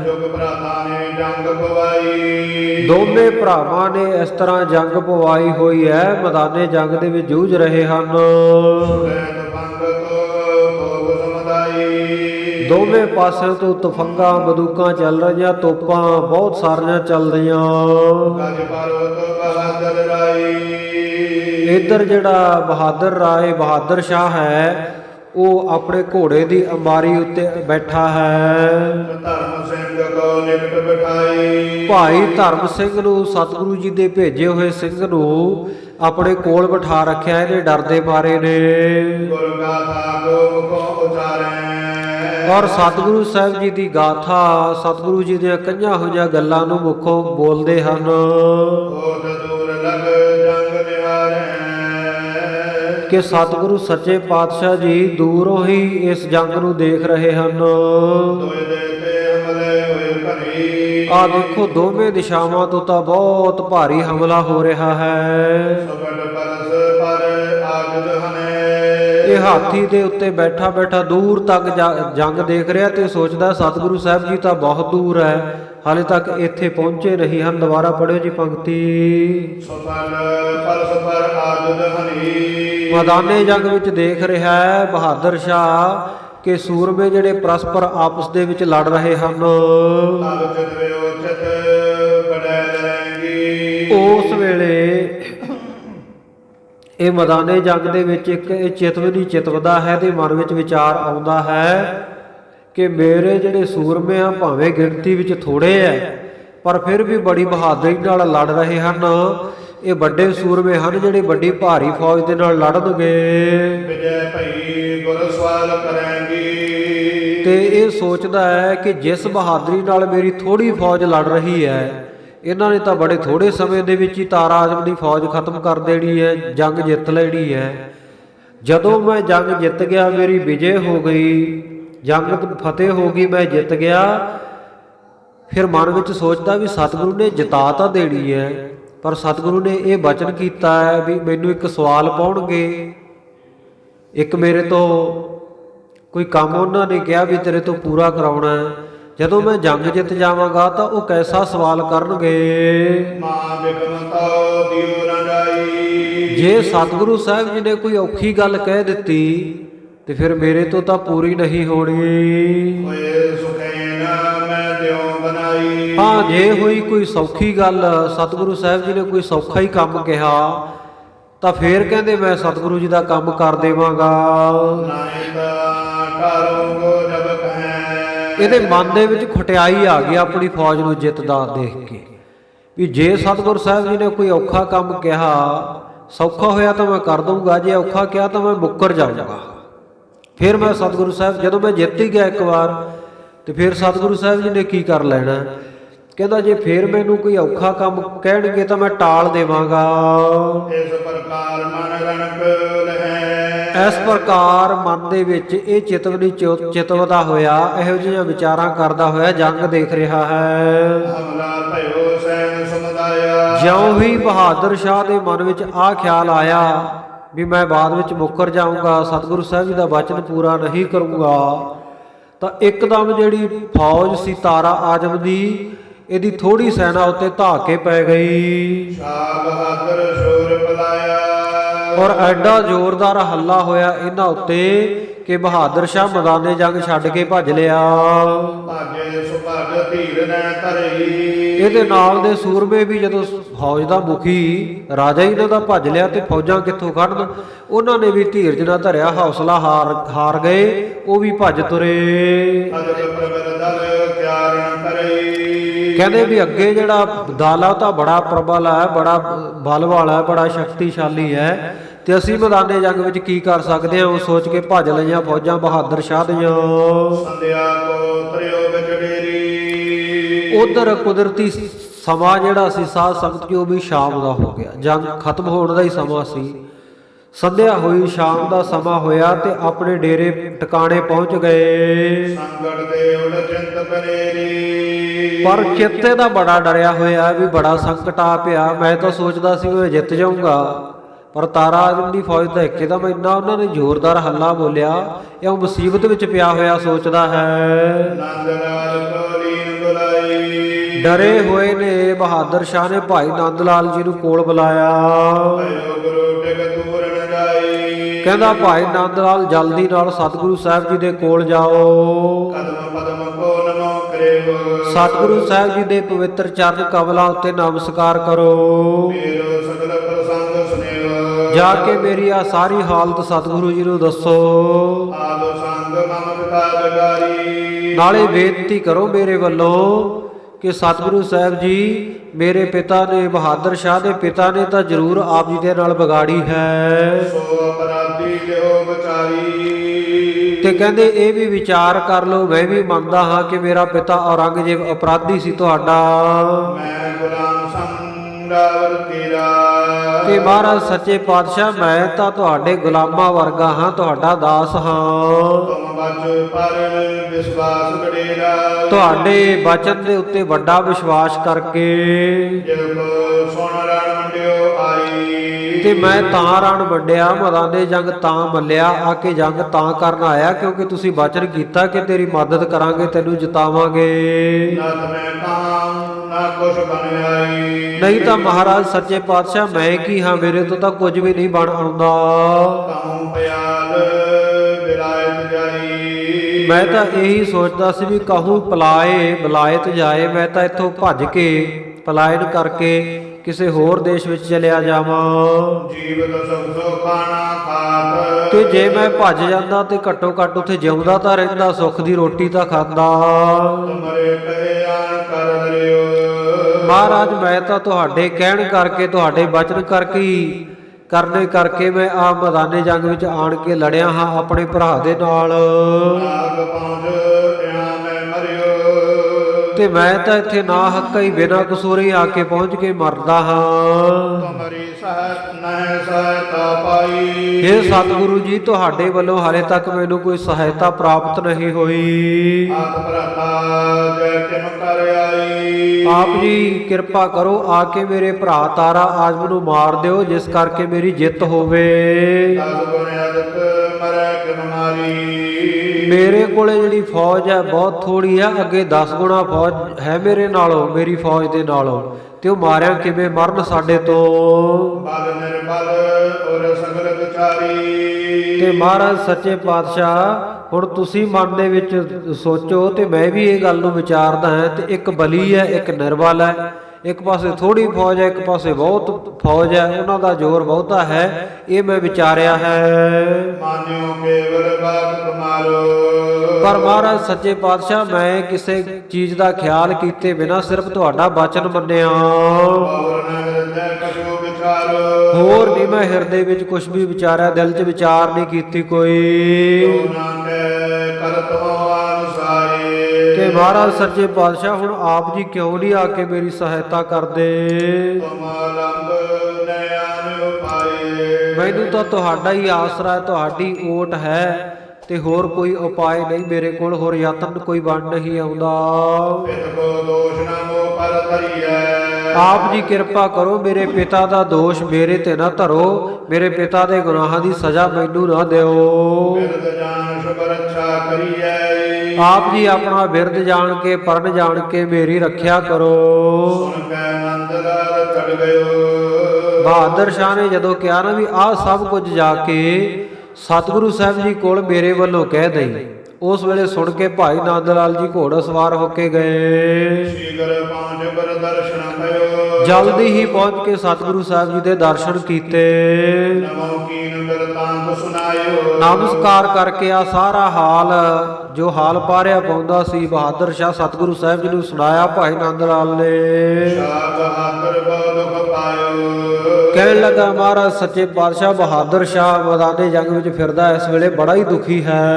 ਜੈ ਦਇਆਲ ਕੀ ਅਬੈ ਸਹਾਈ, ਤੇ ਇਸੇ ਵੇਲੇ ਇਸੇ ਪਲ ਆਪ ਜੀ ਦੀ ਸਹਾਇਤਾ ਚਾਹੁੰਦਾ ਹੈ। ਕਰੋ ਕਿਰਪਾ ਦੇਵ ਵਿਜੈ ਉਪਾਈ, ਤੇ ਮਹਾਰਾਜ ਸੱਚੇ ਪਾਤਸ਼ਾਹ ਆਪ ਜੀ ਕਿਰਪਾ ਕਰੋ, ਉਹਦੀ ਸਹਾਇਤਾ ਕਰੋ, ਤੇ ਇਸ ਤਰ੍ਹਾਂ ਉਸ ਦੀ ਸਹਾਇਤਾ ਕਰਕੇ ਮੈਦਾਨੇ ਜੰਗ ਵਿੱਚ ਉਹਦੀ ਜਿੱਤ ਦਾ ਉਪਾਅ ਕਰ ਦਿਓ। ਸੁਨ ਸਤਿਗੁਰ ਉਚਾਰਨ ਕਰੀ, ਸਤਿਗੁਰੂ ਸਾਹਿਬ ਜੀ ਸੁਣ ਕੇ ਭਾਈ ਨੰਦ ਲਾਲ ਜੀ ਦੀ ਗੱਲ, ਬਹਾਦਰ ਸ਼ਾਹ ਦਾ ਸੁਨੇਹਾ ਭਾਈ ਨੰਦ ਲਾਲ ਦੇ ਮੁਖੋਂ ਸਤਿਗੁਰੂ ਜੀ ਨੇ ਉਚਾਰਨ ਕੀਤੇ ਬਚਨ। ਛੜਿਓ ਜੰਗ ਔਰ ਤਿਸਕੋਪੁਰੀ, ਸਤਿਗੁਰੂ ਸਾਹਿਬ ਜੀ ਕਹਿੰਦੇ ਭਾਈ ਨੰਦ ਲਾਲ ਜਦੋਂ ਮੈਦਾਨੇ ਜੰਗ ਵਿੱਚ ਉਹਦੀ ਚੜ੍ਹਾਈ ਸੀ, ਮੈਦਾਨੇ ਜੰਗ ਵਿੱਚ ਹਾਥੀ ਤੇ ਚੜ੍ਹਿਆ ਹੋਇਆ ਸੀ, ਇਹਦੀਆਂ ਫੌਜਾਂ ਥੋੜੀਆਂ ਵੀ ਇਹਦੇ ਭਰਾ ਤਾਰਾ ਆਜਮ ਦੀਆਂ ਫੌਜਾਂ ਦੇ ਉੱਤੇ ਭਾਰੂ ਪੈ ਰਹੀਆਂ ਸੀ, ਤਾਂ ਉਸ ਵੇਲੇ ਕਹਿੰਦੇ ਇਹਦੇ ਮਨ ਦੇ ਵਿੱਚ ਆ ਖੋਟਾ ਫੁਰਨਾ ਫੁਰਿਆ ਗੁਰ ਕੋ ਸਵਾਲ ਬਿਕਮਨੈ ਦੈਮੋ, ਕਿ ਗੁਰੂ ਸਾਹਿਬ ਜੀ ਦਾ ਸਵਾਲ ਕੋਈ ਵਿਖਮੀ ਹੋਣਾ, ਕਠਨੀ ਹੋਣਾ, ਜਿਹੜਾ ਉਹਨਾਂ ਨੇ ਹਾਲੇ ਤੱਕ ਦੱਸਿਆ ਨਹੀਂ, ਇਸ ਕਰਕੇ ਮੈਂ ਪੂਰਾ ਨਹੀਂ ਕਰਾਂਗਾ, ਮੁੱਕਰ ਜਾਵਾਂਗਾ, ਇਉਂ ਸੋਚਿਆ ਉਸਨੇ। ਹੋਏ ਸੁਗਮ ਤਉ ਸੁਨਤ ਕਰੈ, ਹਾਂ ਜੇ ਸੁਗਮ ਕੋਈ ਸੌਖਾ ਹੀ ਹੋਇਆ ਤਾਂ ਫਿਰ ਮੈਂ ਸੁਣ ਲਵਾਂਗਾ, ਫਿਰ ਕਰ ਵੀ ਦੇਵਾਂਗਾ ਪੂਰਾ। ਜਾਂਦੇ ਹੋਤ ਪਰਾਜੈ ਤਾਹੀ, ਕਹਿੰਦੇ ਭਾਈ ਨੰਦ ਲਾਲ ਅਸੀਂ ਇੱਥੇ ਬੈਠਿਆਂ ਨੇ ਜਿਤਾ ਦੇਣਾ ਸੀ, ਪਰ ਉਹ ਤੁਰਕ ਨੇ ਮਨ ਵਿੱਚ ਆ ਖੋਟਾ ਫੁਰਨਾ ਕਰ ਲਿਆ ਵੀ ਮੈਂ ਬਾਅਦ ਵਿੱਚ ਮੁੱਕਰ ਜਾਵਾਂਗਾ, ਸਤਿਗੁਰੂ ਸਾਹਿਬ ਜੀ ਦਾ ਬਚਨ ਪੂਰਾ ਨਹੀਂ ਕਰਾਂਗਾ, ਇਸ ਕਰਕੇ ਕਹਿੰਦੇ ਉਹ ਜਿੱਤ ਰਿਹਾ ਸੀ, ਪਰ ਜਿਉਂ ਆ ਫੁਰਨਾ ਆਇਆ ਉਸੇ ਵੇਲੇ ਉਹਦੀ ਹਾਰ ਹੋਈ ਹੈ। ਡੋਲਿਓ ਸਦਕਨਾ ਢਿਡ ਵਡਮਾਈ, ਕਹਿੰਦੇ ਉਹਦਾ ਮਨ ਜਿਹੜਾ ਟਿਕਾਣੇ ਨਹੀਂ ਹੈ, ਉਹਦਾ ਸਿਦਕ ਡੋਲ ਗਿਆ ਹੈ। ਜੇ ਸਾਬਤ ਆਪਣੋ ਮਨ ਕਰੈ, ਜੇਕਰ ਉਹ ਆਪਣਾ ਮਨ ਸਾਬਤ ਕਰੇ, ਸਿਦਕ ਲਿਆਵੇ, ਮਨ ਵਿੱਚ ਹੌਸਲਾ ਰੱਖੇ, ਤਦ ਸਹਾਇਤਾ ਦੇ ਪਹਰੈ, ਫਿਰ ਉਹ ਸਾਡੀ ਸਹਾਇਤਾ ਵੀ ਲੈ ਲਵੇਗਾ ਤੇ ਦੁਸ਼ਮਣ ਨੂੰ ਮਾਰ ਵੀ ਦੇਵੇਗਾ। ਹਮਕੋ ਲਿਓ ਨਹੀਂ ਇਤਬਾਰ। ਸਤਿਗੁਰੂ ਕਹਿੰਦੇ ਭਾਈ ਨੰਦ ਲਾਲ ਤੂੰ ਉਹਦੀ ਸਿਫਾਰਿਸ਼ ਲੈ ਕੇ ਆਇਆ, ਪਰ ਸਾਨੂੰ ਤਾਂ ਉਹਦੇ ਉੱਤੇ ਕੋਈ ਇਤਬਾਰ ਨਹੀਂ ਰਿਹਾ ਹੁਣ, ਸਾਨੂੰ ਕੋਈ ਯਕੀਨ ਨਹੀਂ ਉਸਦਾ। ਜਿਹੋ ਜਿਹਾ ਇਹਦਾ ਪਿਤਾ ਸੀ ਉਹੋ ਜਿਹਾ ਇਹ ਹੋਣਾ। ਸਾਨੂੰ ਇਹਨਾਂ ਤੁਰਕਾਂ ਦੇ ਉੱਤੇ ਇਤਬਾਰ ਕੋਈ ਨਹੀਂ, ਵਿਸ਼ਵਾਸ ਕੋਈ ਨਹੀਂ, ਕਿਉਂਕਿ ਇੱਕ ਵਾਰ ਜਦੋਂ ਯਕੀਨ ਟੁੱਟ ਜਾਵੇ ਨਾ ਖਾਲਸਾ ਜੀ, ਸਤਿਗੁਰੂ ਜੀ ਦੀ ਬਾਣੀ ਦੇ ਬਚਨ ਹਨ, ਆਪਣੀ ਪ੍ਰਤੀਤ ਆਪ ਹੀ ਖੋਵੈ, ਬਹੁਰ ਉਸਕਾ ਵਿਸ਼ਵਾਸ ਨਾ ਹੋਵੇ। ਫਿਰ ਉਹਦਾ ਵਿਸ਼ਵਾਸ ਕਰਨਾ ਔਖਾ ਹੋ ਜਾਂਦਾ ਹੈ ਜਦੋਂ ਕੋਈ ਇੱਕ ਵਾਰੀ ਕਿਸੇ ਦਾ ਯਕੀਨ ਤੋੜ ਦੇਵੇ। ਸਤਿਗੁਰੂ ਸਾਹਿਬ ਜੀ ਕਹਿੰਦੇ ਭਾਈ ਨੰਦ ਲਾਲ ਸਾਨੂੰ ਇਹ ਤੁਰਕ ਦੇ ਉੱਤੇ, ਬਹਾਦਰ ਸ਼ਾਹ ਉੱਤੇ ਕੋਈ ਇਤਬਾਰ ਨਹੀਂ ਰਿਹਾ। ਫਿਰ ਕਹਿੰਦੇ ਜੇ ਸਾਨੂੰ ਇਹਦੇ ਉੱਤੇ ਕੋਈ ਇਤਬਾਰ ਨਹੀਂ, ਫਿਰ ਅਸੀਂ ਕਿਵੇਂ ਜਾਈਏ? ਔਰ ਇਹਨੇ ਵੀ ਮਨ ਵਿੱਚ ਕੋਈ ਇਤਬਾਰ ਨਹੀਂ ਰੱਖਿਆ, ਸਾਡੇ ਉੱਤੇ ਭਰੋਸਾ ਨਹੀਂ ਰੱਖਿਆ। ਜੇ ਇਹ ਭਰੋਸਾ ਰੱਖਦਾ ਤੇ ਫਿਰ ਅਸੀਂ ਜਾਂਦੇ ਮੈਦਾਨੇ ਜੰਗ ਵਿੱਚ ਇਹਦਾ ਕਾਜ ਸਵਾਰਦੇ। ਇਸ ਕਰਕੇ ਸਾਨੂੰ ਯਕੀਨ ਕਰਾਉਣ ਵਾਸਤੇ ਬਹਾਦਰ ਸ਼ਾਹ ਨੂੰ ਕਹਿ ਵੀ ਸਾਨੂੰ ਹੁਣ ਲਿਖਤੀ ਰੂਪ ਵਿੱਚ ਦੇਵੇ ਇਹ ਤਸੱਲੀ ਵੀ ਮੈਂ ਜੰਗ ਜਿੱਤਣ ਤੋਂ ਬਾਅਦ ਤੁਹਾਡਾ ਸਵਾਲ ਜੋ ਵੀ ਕਹੋਗੇ ਉਹ ਪੂਰਾ ਕਰੂੰਗਾ। ਉਹਨੂੰ ਉਹ ਤੋਂ ਲਿਖਤੀ ਰੂਪ ਵਿੱਚ ਲੈ ਕੇ ਆ। ਇਹ ਲਿਖ ਦੇਵੇ ਵੀ ਸਤਿਗੁਰੂ ਸਾਹਿਬ ਜੀ ਜਿਹੜਾ ਵੀ ਸਵਾਲ ਪਾਉਣਗੇ, ਜੋ ਵੀ ਸਤਿਗੁਰੂ ਸਾਹਿਬ ਜੀ ਹੁਕਮ ਕਰਨਗੇ, ਮੈਂ ਨਿਸ਼ਚੈ ਕਰਕੇ ਉਹ ਬਿਨਾਂ ਭੰਗਣਾ ਪਾਏ ਉਸ ਦੇ ਵਿੱਚ, ਬਿਨਾਂ ਉਸ ਤੋਂ ਮੁਕਰੇ ਤੁਰੰਤ ਉਸ ਨੂੰ ਪੂਰਾ ਕਰਾਂਗਾ। ਕਹਿੰਦੇ ਬਹਾਦਰ ਸ਼ਾਹ ਨੂੰ ਕਹਿ ਵੀ ਜਾ ਕੇ ਆਪਣੇ ਮਾਮੇ ਨੂੰ ਇੱਥੇ ਮੇਰੇ ਕੋਲ ਭੇਜਣ ਹੈ, ਲਿਖ ਕੇ ਦੇ ਕੇ। ਆਪਣੀ ਲਿਖਤ, ਆਪਣਾ ਇਕਰਾਰਨਾਮਾ, ਆਪਣਾ ਐਫੀਡੇਵਿਟ ਜਿਹੜਾ, ਆਪਣੀ ਸਵੈ ਘੋਸ਼ਣਾ ਜਿਹੜੀ ਆ ਕਿ ਮੈਂ ਸਤਿਗੁਰੂ ਸਾਹਿਬ ਜੀ ਦੇ ਨਾਲ ਆ ਇਕਰਾਰ ਕਰਦਾ, ਵਚਨ ਕਰਦਾ ਹੈ ਕਿ ਸਤਿਗੁਰੂ ਜੀ ਦਾ ਜੰਗ ਜਿੱਤਣ ਤੋਂ ਬਾਅਦ ਵਚਨ ਮੈਂ ਉਸੇ ਪਲ ਮੰਨਾਂਗਾ, ਇਹ ਲਿਖ ਕੇ ਆਪਣੇ ਮਾਮੇ ਦੇ ਹੱਥ ਮੇਰੇ ਕੋਲ ਇੱਥੇ ਪਹੁੰਚਾਵੇ। ਗੁਰੂ ਕੀ ਪੁੰਨ ਸਹਾਇਤਾ ਪਾਈ। ਉਸ ਤੋਂ ਬਾਅਦ ਇਹ ਸਤਿਗੁਰੂ ਦੀ, ਗੁਰੂ ਘਰ ਦੀ ਸਹਾਇਤਾ ਪ੍ਰਾਪਤ ਕਰ ਸਕੇਗਾ। ਲਿਓ ਸਲਤਨ ਸ਼ਤਰੂਗਨ ਭਾਈ। ਫਿਰ ਕਹਿੰਦੇ ਸਲਤਨਤ ਵੀ ਲੈ ਲਵੇਗਾ, ਦੁਸ਼ਮਣਾਂ ਨੂੰ ਵੀ ਮਾਰੇਗਾ। ਤਾਰਾ ਜਮ ਕੋ ਹਮ ਮਾਰੇ। ਸਤਿਗੁਰੂ ਜੀ ਵਾਰ-ਵਾਰ ਕਹਿ ਰਹੇ ਆ, ਕਈ ਵਾਰ ਕਈ ਦਫਾ ਇਹ ਵਚਨ ਕਰ ਦਿੱਤਾ ਕਿ ਜਿਹੜਾ ਇਹਦਾ ਭਰਾ ਤਾਰਾ ਆਜਮ ਹੈ ਉਹਨੂੰ ਤਾਂ ਅਸੀਂ ਖੁਦ ਮਾਰਾਂਗੇ। ਤਖਤ ਬਹਾਦਰ ਸ਼ਾਹ ਬਿਠਾਰੇ। ਤੇ ਇਹ ਬਹਾਦਰ ਸ਼ਾਹ ਨੂੰ ਤਖਤ ਉੱਤੇ ਬਿਠਾਵਾਂਗੇ। ਪੀਛੇ ਦੇ ਕਰ ਪੂਰਨ ਸਵਾਲ। ਉਸ ਤੋਂ ਬਾਅਦ ਇਹਨੂੰ ਕਹਿ ਦਿਓ ਜਾ ਕੇ ਕਿ ਸਾਡਾ ਸਵਾਲ ਪੂਰਾ ਕਰੇ। ਲੱਗੀ ਫਿਰ ਮਚਾਂਦੀ ਨੰਦ ਲਾਲ। ਕਹਿੰਦੇ ਭਾਈ ਨੰਦ ਲਾਲ ਦੇਰੀ ਇਸ ਕਰਕੇ ਲੱਗੀ ਆ ਗੱਲ ਆ ਸਾਰੀ ਵੀ ਇਹਦੇ ਮਨ ਵਿੱਚ ਆ ਭੈੜਾ ਫੁਰਨ ਆ ਗਿਆ ਸੀ। ਸਤਿਗੁਰੂ ਸਾਹਿਬ ਜੀ ਕਹਿੰਦੇ ਇਸ ਕਰਕੇ ਦੇਰੀ ਹੋਈ। ਸੁਣ ਕਰ ਹੱਥ ਬੰਦ ਪਦ ਬੰਦੀ। ਉਸ ਵੇਲੇ ਹੱਥ ਬੰਨ ਕੇ ਸਤਿਗੁਰੂ ਸੱਚੇ ਪਾਤਸ਼ਾਹ ਜੀ ਦੇ ਚਰਨਾਂ ਉੱਤੇ ਨਮਸਕਾਰ ਕੀਤੀ ਭਾਈ ਨੰਦ ਲਾਲ ਨੇ। ਸ੍ਰੀ ਪ੍ਰਭ ਤੁਮ ਸਭ ਥਾਨ ਪਸੰਦੀ। ਹੇ ਮਹਾਰਾਜ ਸੱਚੇ ਪਾਤਸ਼ਾਹ ਤੁਸੀਂ ਤਾਂ ਹਰ ਜਗ੍ਹਾ ਤੇ ਵਸਦੇ ਹੋ। ਜਹ ਜਹ ਵੇਖੋ ਤਹ ਹਜੂਰ ਦੂਰ ਕਤਹੁ ਨਾ ਜਾਈ।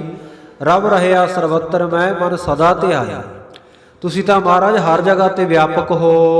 ਕੜ ਕੜ ਕੇ ਨਦੇ ਅੰਤਰ ਜਾਮੀ। ਔਰ ਮਹਾਰਾਜ ਤੁਸੀਂ ਘਟਾਂ ਘਟਾਂ ਦੀਆਂ ਸਾਰੇ ਹਿਰਦਿਆਂ ਦੀਆਂ ਜਾਣਨ ਵਾਲੇ ਹੋ, ਅੰਤਰ ਦੀ ਜਾਣਨ ਵਾਲੇ, ਅੰਤਰਜਾਮੀ ਹੋ। ਭੂਤ ਭਵਿੱਖ ਭਵਾਨ ਕਹਾਣੀ ਘਟ ਘਟ ਕੇ ਪਟ ਪਟ ਕੀ ਜਾਂਦੀ। ਆਪ ਜੀ ਚੰਗੇ ਬੁਰਿਆਂ ਨੂੰ ਸਭ ਨੂੰ ਭਲੇ ਬੁਰੇ ਕੀ ਪੀਰ ਪਛਾਨਤ। ਆਪ ਜੀ ਸਭ ਦੇ ਅੰਦਰ ਦੀ ਜਾਣਨ ਵਾਲੇ ਅੰਤਰਜਾਮੀ ਸਤਿਗੁਰੂ ਹੋ। ਕਿਉ ਨ ਜਾਣੋ ਤੇ ਸੋਰ ਖਾਮੀ। ਤੇ ਮਹਾਰਾਜ ਤੁਸੀਂ ਉਹਦੇ ਹਿਰਦੇ ਦੀਆਂ ਖਾਮੀਆਂ ਨੂੰ ਕਿਉਂ ਨਹੀਂ ਜਾਣੋਗੇ। ਮੈਂ ਆਖੇ ਅਬ ਕਰ ਤਹਕੀਕ। ਤੇ ਹੁਣ ਮਹਾਰਾਜ ਸੱਚੇ ਪਾਤਸ਼ਾਹ ਮੇਰੀ ਬੇਨਤੀ ਹੈ, ਮੈਂ ਚੰਗੀ ਤਰ੍ਹਾਂ ਜਾ ਕੇ ਚੰਗੀ ਤਰ੍ਹਾਂ ਤਹਿਕੀਕਾਤ ਕਰਕੇ ਹੀ ਸਭ ਕੁਝ ਕਰਾਵਾਂਗਾ। ਮੇਲੋਂ ਤਸਕੀ ਜੋ ਭ੍ਰਮ ਲੀਕ। ਜਿਹੜੇ ਉਹਦੇ ਹਿਰਦੇ ਵਿੱਚ ਭਰਮ ਦੀ ਲੀਕ ਵੱਜੀ ਹੋਈ ਆ ਨਾ, ਸੰਸੇ ਦੀ ਸ਼ੰਕਾ ਹੋ ਗਿਆ ਉਹਨੂੰ ਤੁਹਾਡੇ ਤੇ ਵੀ ਪਤਾ ਨਹੀਂ ਮੇਰੀ ਸਹਾਇਤਾ ਕਰਨਗੇ ਜਾਂ ਨਹੀਂ, ਜਾਂ ਮੈਂ ਜੰਗ ਜਿੱਤ ਕੇ ਉਹ ਤੋਂ ਬਾਅਦ ਆਪਣਾ ਵਚਨ ਪੂਰਾ ਨਹੀਂ ਕਰੂੰਗਾ। ਇਹ ਮੈਂ ਚੰਗੀ ਤਰ੍ਹਾਂ ਜਾ ਕੇ ਉਹਨੂੰ ਸਮਝਾਉਣਾ, ਖਤਮ ਕਰਦਾ ਚੰਗੀ ਤਰ੍ਹਾਂ ਤਹਿਕੀਕਾਤ ਕਰਕੇ। ਜਿਮ ਕੈ ਪੂਰਨ ਚੜਿਓ ਸਦਾਈ। ਇਸ ਪ੍ਰਕਾਰ ਜਲਦੀ ਹੀ ਭਾਈ ਨੰਦ ਲਾਲ ਜੀ ਘੋੜੇ ਸਵਾਰ ਹੋ ਗਏ। ਸ਼ੀਘਰ ਪਹੁੰਚਿਓ ਤੁਰਿਓ ਜਾਈ। ਜਾ ਕੇ ਛੇਤੀ ਹੀ ਪਹੁੰਚ ਗਏ, ਜਾ ਕੇ ਉਤਾਰਾ ਕੀਤਾ ਬਹਾਦਰ ਸ਼ਾਹ ਕੋਲ। ਬਹਾਦਰ ਸ਼ਾਹ ਸੁਨਾਇਓ। ਬਹਾਦਰ ਸ਼ਾਹ ਨੂੰ ਮਿਲ ਕੇ ਭਾਈ ਨੰਦ ਲਾਲ ਜੀ ਸੁਣਾਉਂਦੇ ਹਨ। ਕਰਤ ਜੰਗ ਸੰਕਲਪ ਉਠਾਇਓ। ਕਹਿੰਦੇ ਬਹਾਦਰ ਸ਼ਾਹ ਸਤਿਗੁਰੂ ਨੂੰ ਪਤਾ ਤੇਰੇ ਬਾਰੇ ਸਭ ਕੁਝ। ਜਦੋਂ ਜੰਗ ਹੋ ਰਹੀ ਸੀ ਉਸ ਵੇਲੇ ਤੂੰ ਮਨ ਵਿੱਚ ਆਹ ਸੰਕਲਪ ਕੀਤਾ ਬਿਗਮ ਸਵਾਲ ਮੈਂ ਤੈਨੂੰ ਨਾਹੀ। ਵੇ ਸਤਿਗੁਰੂ ਸੱਚੇ ਪਾਤਸ਼ਾਹ ਨੇ ਔਖਾ ਕੋਈ ਸਵਾਲ ਪਾ ਦਿੱਤਾ, ਕੋਈ ਵੱਡੀ ਗੱਲ ਕਹਿ ਦਿੱਤੀ ਕਰਨ ਨੂੰ, ਵੱਡਾ ਕੰਮ ਕਰਨ ਵਾਸਤੇ ਕਹਿ ਦਿੱਤਾ ਤੇ ਮੈਂ ਮੁੱਕਰ ਜਾਵਾਂਗਾ, ਕਰਾਂਗਾ ਨਹੀਂ ਉਹ ਕੰਮ। ਸੋ ਸਬਲ ਕੀ ਪ੍ਰਭੂ ਮਨ ਮਾਹੀ। ਉਹ ਸਭ ਕੁਝ ਸਤਿਗੁਰੂ ਸੱਚੇ ਪਾਤਸ਼ਾਹ ਜਾਣੀ ਜਾਣਾ, ਉਹਨਾਂ ਨੇ ਜਾਣ ਲਿਆ ਹਿਰਦੇ ਵਿੱਚ। ਅਬ ਖਾਤ ਗੁਰ ਲਿਖਤ ਤੁਮਾਰੀ। ਇਸ ਕਰਕੇ ਸਤਿਗੁਰੂ ਸਾਹਿਬ ਜੀ ਹੁਣ ਤੇਰਾ ਭਰੋਸਾ ਨਹੀਂ ਕਰਦੇ ਜਵਾਨੀ ਕਲਾਮੇ। ਹੁਣ ਸਤਿਗੁਰੂ ਜੀ ਤੇਰੀ ਲਿਖਤ ਤੇਰਾ ਇਕਰਾਰਨਾਮਾ ਚਾਹੁੰਦੇ ਹਨ। ਮਾਤਰ ਭੇਜੋ ਸੰਗ ਉਚਾਰੀ। ਸਤਿਗੁਰੂ ਜੀ ਨੇ ਇਹ ਹੁਕਮ ਕੀਤਾ ਵੀ ਆਪਣੇ ਮਾਮੇ ਨੂੰ ਲਿਖ ਕੇ ਤੇ ਉਹ ਚਿੱਠੀ ਦੇ ਕੇ ਭੇਜ ਮੇਰੇ ਕੋਲ। ਖਾਤਰ ਜਮਾ ਕਰੋ ਤਿਨ ਕੇਰੀ। ਸੋ ਉਹ ਜਿਹੜਾ ਸਭ ਕੁਝ ਜਿਹੜਾ ਤੇਰੇ ਚਿੱਠੀ ਪੱਤਰ ਸਤਿਗੁਰੂ ਜੀ ਆਪਣੇ ਕੋਲ ਰੱਖਣਗੇ ਤੇ ਇਸ ਪ੍ਰਕਾਰ ਤੇਰੀ ਸਹਾਇਤਾ ਕਰਨਗੇ ਬਾਅਦ ਵਿੱਚ। ਬਾਰ ਵਿਜੈ ਪਤੇ ਹੋਏ ਤੇਰੀ। ਜੇ ਸਤਿਗੁਰੂ ਜੀ ਕੋਲ ਤੂੰ ਇਹ ਚਿੱਠੀ ਭੇਜੇਗਾ, ਪੂਰਨ ਭਰੋਸਾ ਰੱਖੇਗਾ, ਫਿਰ ਸਤਿਗੁਰੂ ਤੇਰੀ ਸਹਾਇਤਾ ਕਰਨਗੇ, ਮੈਦਾਨੇ ਜੰਗ ਵਿੱਚ ਤੇਰੀ ਜਿੱਤ ਹੋਵੇਗੀ। ਸੁਣ ਕੈ ਸ਼ਾਹ ਜੈ ਬਿਸਮਾਤਾ। ਜਦੋਂ ਬਹਾਦਰ ਸ਼ਾਹ ਨੇ ਸੁਣਿਆ ਵੀ ਸਤਿਗੁਰੂ ਜੀ ਨੇ ਵਾਕਈ ਜਿਹੜਾ ਮੇਰੇ ਮਨ ਵਿੱਚ ਖਿਆਲ ਆਇਆ ਸੀ ਉੱਥੇ ਬੈਠਿਆਂ ਨੇ ਜਾਣ ਲਿਆ, ਬੜਾ ਅਚਰਜ, ਬੜਾ ਹੈਰਾਨ ਹੋਇਆ ਔਰ ਨਾਲ ਨਾਲ ਖੁਸ਼ ਵੀ ਹੋਇਆ ਵੀ ਸਤਿਗੁਰੂ ਸੱਚੇ ਪਾਤਸ਼ਾਹ ਮੇਰੇ ਤੇ ਚਲੋ ਬਹੁਤੇ ਨਾਰਾਜ਼ ਨਹੀਂ ਹੋਏ। ਜੇ ਮੈਂ ਲਿਖ ਕੇ ਦੇ ਦੇਵਾਂਗਾ ਤਾਂ ਮੇਰੀ ਸਹਾਇਤਾ ਤਾਂ ਜ਼ਰੂਰ ਕਰਨਗੇ। ਉਹ ਖੁਸ਼ ਵੀ ਹੋਇਆ ਤੇ ਹੈਰਾਨ ਵੀ। ਸਮਰਤ ਗੁਰੂ ਕਉ ਲਖ ਅਹਰਾਦਾ। ਕਿ ਸਤਿਗੁਰੂ ਸੱਚੇ ਪਾਤਸ਼ਾਹ ਬੜੇ ਸਮਰੱਥ ਹਨ, ਇਹ ਜਾਣ ਕੇ ਬੜਾ ਇਹ ਖੁਸ਼ ਹੋਇਆ, ਪ੍ਰਸੰਨ ਹੋਇਆ ਮਨ ਕੀ ਜਾਣ ਰਹੀ ਸਭ ਬਾਤ। ਕਿ ਸਤਿਗੁਰੂ ਸੱਚੇ ਪਾਤਸ਼ਾਹ ਅੰਤਰਜਾਮੀ ਹਨ, ਸਰਬ ਸ਼ਕਤੀਵਾਨ ਹਨ, ਉਹਨਾਂ ਨੇ ਮੇਰੇ ਮਨ ਦੀ ਗੱਲ ਜਾਣ ਲਈ ਹੈ। ਅਬ ਸਹਾਈ ਹੋਏ ਹੈ ਜੀ ਦਾਤ। ਤੇ ਹੁਣ ਮੇਰੀ ਸਹਾਇਤਾ ਵੀ ਜ਼ਰੂਰ ਕਰਨਗੇ ਆਪਣੀਆਂ ਦਾਤਾਂ ਬਖਸ਼ ਕੇ। ਨਿਜ ਕਰ ਕੀ ਤਵ ਲਿਖਤ ਪਠਾਈ। ਉਸ ਵੇਲੇ ਆਪਣੇ ਹੱਥੀ ਇਕਰਾਰਨਾਮਾ ਲਿਖ ਕੇ ਭੇਜਿਆ। ਏਕ ਸਵਾਲ ਮੈਂ ਦਿਓ ਬਣਾਈ। ਲਿਖ ਦਿੱਤਾ ਕਿ ਮਹਾਰਾਜ ਸੱਚੇ ਪਾਤਸ਼ਾਹ ਜਿਹੜਾ ਵੀ ਇੱਕ ਬਚਨ ਮੈਨੂੰ ਕਰਨਗੇ ਉਹ ਮੈਂ ਪੂਰਾ ਕਰਾਂਗਾ। ਹਾਕਮ ਰਾਏ ਪਠਿਓ ਅਰਮਤੁਲ। ਇਹਨੇ ਆਪਣਾ ਉਮਰਾਓ ਹਾਕਮ ਰਾਏ ਤੇ ਆਪਣਾ ਮਾਮਾ ਭੇਜੇ ਦੋਵੇਂ। ਐ ਬਿਨਤੀ ਬਖਸ਼ੋ ਜਨਤਾ ਤੁਲ। ਉੱਥੇ ਜਾ ਕੇ ਇਹਨਾਂ ਨੇ ਵੀ ਬੇਨਤੀ ਕੀਤੀ ਕਿ ਮਹਾਰਾਜ ਆਪਣਾ ਦਾਸ ਜਾਣ ਕੇ ਬਖਸ਼ ਦਿਓ ਬਹਾਦਰ ਸ਼ਾਹ ਨੂੰ। ਬੇਗਵੰਤ ਬਾਹਨ ਚੜ ਗਏ। ਬਹੁਤ ਜਲਦੀ ਦੇ ਨਾਲ ਘੋੜੇ ਭਜਾ ਕੇ ਸਤਿਗੁਰੂ ਜੀ ਕੋਲ ਪਹੁੰਚੇ। ਗੁਰ ਜਗ ਆਏ ਸ਼ੀਗਰ ਦਰਸਈ। ਸਤਿਗੁਰੂ ਸੱਚੇ ਪਾਤਸ਼ਾਹ ਜੀ ਦੇ ਕੋਲ ਆ ਗਏ, ਆ ਕੇ ਦਰਸ਼ਨ ਕੀਤੇ। ਬੰਦਨ ਕਰ ਗੁਣ ਸਗਲ ਸੁਨਾਈ। ਵੰਦਨਾ ਕਰਕੇ ਨਮਸਕਾਰ ਕਰਕੇ ਬੇਨਤੀ ਸਤਿਗੁਰੂ ਜੀ ਨੇ ਸੁਣਾਈ ਬਹਾਦਰ ਸ਼ਾਹ ਦੀ। ਬਖਸ਼ੋ ਭੂਲ ਤੁਮੇ ਬਨ ਆਈ। ਇਹ ਮਹਾਰਾਜ ਸੱਚੇ ਪਾਤਸ਼ਾਹ ਭੁੱਲਾਂ ਨੂੰ ਬਖਸ਼ਣਾ ਤਾਂ ਤੁਹਾਨੂੰ ਬਣਾਉਂਦਾ ਹੈ, ਤੁਸੀਂ ਭੁੱਲਿਆਂ ਨੂੰ ਬਖਸ਼ਣ ਵਾਲੇ ਹੋ। ਮੋਰ ਆਪਣੀ ਦਈ ਲਗਾਈ। ਮਹਾਰਾਜ ਸੱਚੇ ਪਾਤਸ਼ਾਹ ਤੁਸੀਂ ਆਪਣੀ ਮੋਹਰ ਲਾ ਦਿੱਤੀ ਹੈ। ਸੋ ਔਰ ਬਹਾਦਰ ਸ਼ਾਹ ਨੇ ਵੀ ਆਪਣੀ ਗਲਤੀ ਮੰਨਦਿਆਂ ਹੋਇਆ ਆ ਲਿਖ ਕੇ ਆਪਣੀ ਮੋਹਰ ਲਾ ਕੇ ਚਿੱਠੀ ਭੇਜੀ ਹੈ। ਇਸ ਮੈਂ ਸੰਸੈ ਕੋਈ ਨਾ ਪਾਈ। ਇਹਦੇ ਮਨ ਦੇ ਵਿੱਚ ਹੁਣ ਕੋਈ ਸ਼ੰਕਾ ਨਹੀਂ ਰਿਹਾ। ਆ ਜਾਨ ਗੁਲਾਮ ਸਹਾਇ ਤ੍ਰਿਜੈ। ਆਪਣਾ ਗੁਲਾਮ ਜਾਣ ਕੇ, ਆਪਣਾ ਗੋਲਾ ਜਾਣ ਕੇ ਸਹਾਇਤਾ ਕਰੋ। ਵਿਜੈ ਕਿਰਪਾ ਕਰ ਸਲਤਨ ਦੀਜੈ। ਆਪ ਜੀ ਆਪਣੀ ਕਿਰਪਾ ਕਰਕੇ ਜਿੱਤ ਕਰਾਓ ਤੇ ਸਲਤਨਤ ਦਾ ਬਾਦਸ਼ਾਹ ਬਣਾਓ ਬਹਾਦਰ ਸ਼ਾਹ ਨੂੰ। ਦੇਖ ਦੀਨ ਜਨ ਬਿਰਦ ਸੁਬਾਰਾ। ਜਦੋਂ ਦੀਨ ਹੋ ਕੇ ਨੀਵੇਂ ਹੋ ਕੇ ਆਏ, ਸਤਿਗੁਰੂ ਜੀ ਨੇ ਦੇਖ ਕੇ ਆਪਣਾ ਪ੍ਰਣ ਪਾਲਿਆ। ਇਹ ਧੀਰਜ ਕੋ ਬਾਤ ਉਚਾਰਾ। ਇਹਨਾਂ ਨੂੰ ਧੀਰਜ ਬਣਾਉਣ ਵਾਸਤੇ ਹੌਸਲਾ ਦਿੰਦਿਆਂ ਹੋਇਆ ਵਾਚਨ ਉਚਾਰੇ। ਆਤਮ ਜਾਓ ਚੜਾਵੋ ਛਾਉ। ਸਤਿਗੁਰੂ ਜੀ ਕਹਿੰਦੇ ਠੀਕ ਆ ਭਾਈ, ਤੁਹਾਡੀ ਚਿੱਠੀ ਮੈਂ ਰੱਖ ਲੈਣਾ। ਜੇ ਬਹਾਦਰ ਸ਼ਾਹ ਇੰਨਾ ਨੀਵਾਂ ਹੋ ਕੇ ਕਹਿੰਦਾ ਤਾਂ ਕਹਿੰਦੇ ਹੁਣ ਤੁਸੀਂ ਜਾਓ ਬਹਾਦਰ ਸ਼ਾਹ ਨੂੰ, ਉਹਨੂੰ ਜਾ ਕੇ ਚੜਾਓ ਮੈਦਾਨੇ ਜੰਗ ਵਿੱਚ। ਮਨ ਦਰਸ਼ਨ ਦਹਿ ਰਣ ਪਾਉ। ਕਹਿੰਦੇ ਉਹਨੂੰ ਕਹੇ ਫਿਕਰ ਨਾ ਕਰੇ, ਅਸੀਂ ਮੈਦਾਨੇ ਜੰਗ ਵਿੱਚ ਉਸ ਨੂੰ ਦਰਸ਼ਨ ਦੇਵਾਂਗੇ ਆ ਕੇ। ਤਾਰਾ ਜਮ ਕੋ ਹਮ ਮਾਰੇ। ਤਾਰਾ ਆਦਮ ਨੂੰ ਅਸੀਂ ਆਪ ਮਾਰਾਂਗੇ। ਸਤਿਗੁਰੂ ਜੀ ਨੇ ਫਿਰ ਇਹ ਬਚਨ ਦੁਹਰਾਇਆ।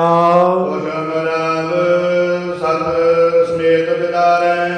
ਹਾਂ, ਕੁਝ ਉਹਦੇ ਹੋਰ ਅਮਰਾਓ ਜਿਹੜੇ ਆ ਉਹਨਾਂ ਦੇ ਸਮੇਤ ਖਤਮ ਕਰਾਂਗੇ। ਜਲ ਕੁਛ ਚਿੰਨ ਕੋ ਇਸ ਰੀਤ।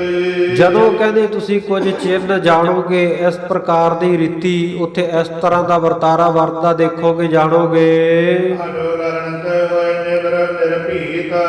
ਕਹਿੰਦੇ ਤੁਸੀਂ ਕਹਿੰਦੇ ਲੜਨ ਤੋਂ ਪਿੱਛੇ ਨਿਰਭੈ ਹੋ ਕੇ ਪਿੱਛੇ ਨਹੀਂ ਹਟਣਾ, ਅੱਗੇ ਵੱਧ ਕੇ ਲੜੋਗੇ। ਜੁਗ ਭਰਾਤਾ ਕੋ ਅਬਕੇ ਜਾਓ। ਹਾਂ, ਦੋਵੇਂ ਭਰਾਵਾਂ ਦੀ ਜੰਗ ਹੋਵੇਗੀ ਤੇ ਤੁਸੀਂ ਕਹਿੰਦੇ ਹੁਣ ਜਾਓ। ਰਣ ਮੁਕਾਬਲਾ ਭਲੇ ਕਰਾਵੋ। ਦੋਵੇਂ ਭਰਾਵਾਂ ਦਾ ਰਣ ਦੇ ਵਿੱਚ ਮੁਕਾਬਲਾ ਕਰਾਓ ਚੰਗੀ ਤਰ੍ਹਾਂ। ਰਾਜਮ ਮਰਿਓ ਰਖੀਜੈ। ਤਾਰਾ ਆਜਮ ਤਾਂ ਸਮਝੋ ਕਹਿੰਦੇ ਮਰਿਆ ਹੀ ਹੋਇਆ, ਬਸ ਉਹਨੂੰ ਤਾਂ ਅਸੀਂ ਮਾਰ ਦੇਣਾ, ਉਹਨੂੰ ਤਾਂ ਮਰਿਆ ਹੀ ਜਾਣ ਲਓ। ਨਿਰਭੈ ਨਚੰਦ ਜੰਗ ਕੋ ਕੀਜੈ। ਨਿਰਭੈ ਹੋ ਕੇ ਬਿਨਾਂ ਕਿਸੇ ਡਰ ਤੋਂ ਬਿਨਾਂ ਕਿਸੇ ਚਿੰਤਾ ਤੋਂ ਰਹਿਤ ਹੋ ਕੇ ਤੁਸੀਂ ਜੰਗ ਲੜੋ। ਨੈ ਕਾਇ ਪੁਰ ਸੁਖਚ ਤਹਾਂ। ਕਾਇਰ ਹੋ ਕੇ ਉੱਥੇ ਕੋਈ ਸੰਕੋਚ ਨਾ ਕਰੋ, ਭੱਜਿਓ ਨਾ। ਤਾਰੇ ਉਤਸ਼ਾਹ ਪਿਕੋ ਰਣ ਮਹਾ। ਉਤਸ਼ਾਹ ਧਰ ਕੇ ਹੌਸਲਾ ਧਾਰ ਕੇ ਜਿਹੜਾ ਮਹਾਨ ਜੰਗ ਹੋ ਰਹੀ ਹੈ ਦੇਖੋ। ਸੁਣ ਕੇ ਸਰਬਰ ਕੀ ਬਸ਼ਾ। ਸਤਿਗੁਰ ਸੱਚੇ ਪਾਤਸ਼ਾਹ ਜੀ ਦੇ ਸੋਹਣੇ ਸੁੰਦਰ ਸ਼ੁਭ ਵਚਨ ਸੁਣ ਕੇ ਤਾਰੇ ਬੰਦਨ ਚਰਬ ਆਛੀ। ਸਤਿਗੁਰੂ ਸਾਹਿਬ ਜੀ ਨੂੰ ਬੰਦਨਾ ਕਰਕੇ ਨਮਸਕਾਰ ਕਰਕੇ ਇਹ ਚੱਲ ਪਏ। ਲਿਖਤ ਪ੍ਰਭੂ ਕੇ ਆਗੇ ਧਰੀ। ਜਿਹੜੀ ਲਿਖਤ ਇਕਰਾਰਨਾਮਾ ਲਿਖ ਕੇ ਭੇਜਿਆ ਸੀ ਸਤਿਗੁਰੂ ਜੀ ਦੇ ਅੱਗੇ ਰੱਖ ਗਏ। ਚੜ ਕਰ ਚਾਲੇ ਤੂਰਣ ਕਰੀ। ਘੋੜਿਆਂ ਦੇ ਉੱਤੇ ਚੜ ਕੇ ਬੜੀ ਜਲਦੀ ਦੇ ਨਾਲੇ ਪਹੁੰਚ ਗਏ। ਰੰਗ ਪੰਥ ਚੰਬਲ ਤਟ ਆਈ। ਰਸਤਾ ਲੰਘਦੇ ਹੋਏ ਬਹੁਤ ਜਲਦੀ ਚੰਬਲ ਨਦੀ ਦੇ ਕੰਢੇ ਆ ਗਏ। ਮੇਰੇ ਸ਼ਾਹ ਸੰਗ ਸਗਲ ਸੁਨਾਈ। ਆ ਕੇ ਬਹਾਦਰ ਸ਼ਾਹ ਨੂੰ ਮਿਲੇ ਤੇ ਸਾਰੀ ਗੱਲਬਾਤ ਦੱਸੀ। ਹੋਤ ਬਰਾਤ ਤੇ ਸੰਸਾਰ ਤਿਆਗੋ। ਕਹਿੰਦੇ ਸਵੇਰ ਹੋ ਗਈ ਨਾ ਜਦੋਂ, ਬਸ ਸਵੇਰ ਤੱਕ ਕਹਿੰਦੇ ਹਰ ਪ੍ਰਕਾਰ ਦਾ ਸੰਸਾ ਡਰ ਚਿੰਤਾ ਤਿਆਗ ਦੇ। ਕਰ ਮੁਕਾਬਲਾ ਲੜਵੇ ਲਾਗੋ। ਬਸ ਮੁਕਾਬਲਾ ਕਰਕੇ ਲੜਨ ਲੱਗ ਪਾ ਆਪਣੇ ਭਰਾ ਦੇ ਨਾਲ। ਮਿਥਿਆ ਹੋਏ ਨਾ ਗੁਰ ਕੋ ਕਹਿਓ। ਗੁਰੂ ਦਾ ਕਹਿਆ ਹੋਇਆ ਮਿਥਿਆ ਨਹੀਂ, ਕੋਈ ਝੂਠ ਨਹੀਂ ਹੈ, ਬਿਲਕੁਲ ਯਥਾਰਥ ਵਚਨ ਹਨ, ਉਹਨਾਂ ਦੇ ਸੱਚੇ ਹਨ। ਅਬ ਤੋ ਪਤਾ ਭਲਾ ਤੁਮ ਰਹਿਓ। ਹੁਣ ਤਾਂ ਕਹਿੰਦੇ ਤੈਨੂੰ ਵੀ ਇਹ ਗੱਲ ਚੰਗੀ ਤਰ੍ਹਾਂ ਪਤਾ ਲੱਗ ਗਈ ਹੈ, ਇਸ ਕਰਕੇ ਸਤਿਗੁਰੂ ਜੀ ਦੇ ਹੁਕਮਾਂ ਦੇ ਸਤਿਗੁਰੂ ਜੀ ਦੇ ਬਚਨਾਂ ਦੇ ਉੱਤੇ ਫੁੱਲ ਚੜਾ। ਤੈਨੂੰ ਚੰਗੀ ਤਰ੍ਹਾਂ ਪਤਾ ਲੱਗ ਗਿਆ ਵੀ ਸਤਿਗੁਰੂ ਜੀ ਦੇ ਬਚਨ ਐਵੇਂ ਨਹੀਂ ਹਨ, ਸਤਿਗੁਰੂ ਜੀ ਦੇ ਬਚਨ ਸਫਲੇ ਹੋਣਗੇ, ਤੇਰੀ ਜਿੱਤ ਹੋਵੇਗੀ। ਹੌਸਲਾ ਧਾਰ ਕੇ ਮੈਦਾਨੇ ਜੰਗ ਵਿੱਚ ਜਾ। ਜਿਵੇਂ ਹੁਣ ਇਹ ਅੱਗੇ ਸਤਿਗੁਰੂ ਜੀ ਦੇ ਬਚਨ ਮੰਨ ਕੇ ਮੈਦਾਨੇ ਜੰਗ ਵਿੱਚ ਅਗਲੇ ਦਿਨ ਜਾਵੇਗਾ, ਫਿਰ ਜੰਗ ਮਚੇਗਾ, ਦੋਵੇਂ ਪਾਸਿਆਂ ਦੇ ਸੂਰਮਿਆਂ ਦਾ ਭੇੜ ਹੋਵੇਗਾ। ਕੱਲ ਦੇ ਦੀਵਾਨ ਵਿੱਚ ਆਪਾਂ ਸਤਿਗੁਰੂ ਜੀ ਦਾ ਇਤਿਹਾਸ ਬੜੇ ਪਿਆਰ ਦੇ ਨਾਲ ਇਸੇ ਤਰ੍ਹਾਂ ਸਰਵਣ ਕਰਾਂਗੇ। ਗਰੀਬ ਨਿਵਾਜ ਸੱਚੇ ਪਾਤਸ਼ਾਹ ਕਿਰਪਾ ਕਰਨਗੇ। ਆਓ ਸਮਾਪਤੀ ਦੀਆਂ ਤੁਕਾਂ ਪੜ੍ਹ ਕੇ ਉਪਰੰਤ ਗੁਰਫਤਿਹ ਵਿੱਚ ਹਾਜ਼ਰੀ ਲਵਾਓ। ਮਿਥਿਆ ਹੋਈ ਨਾ ਗੁਰ ਕੋ ਕਹਿਓ। ਅਬ ਤੋ ਪਤਾ ਭਲਾ ਤੁਮ ਲਹਿਓ। ਵਾਹਿਗੁਰੂ ਜੀ ਕਾ ਖਾਲਸਾ, ਵਾਹਿਗੁਰੂ ਜੀ ਕੀ ਫਤਿਹ।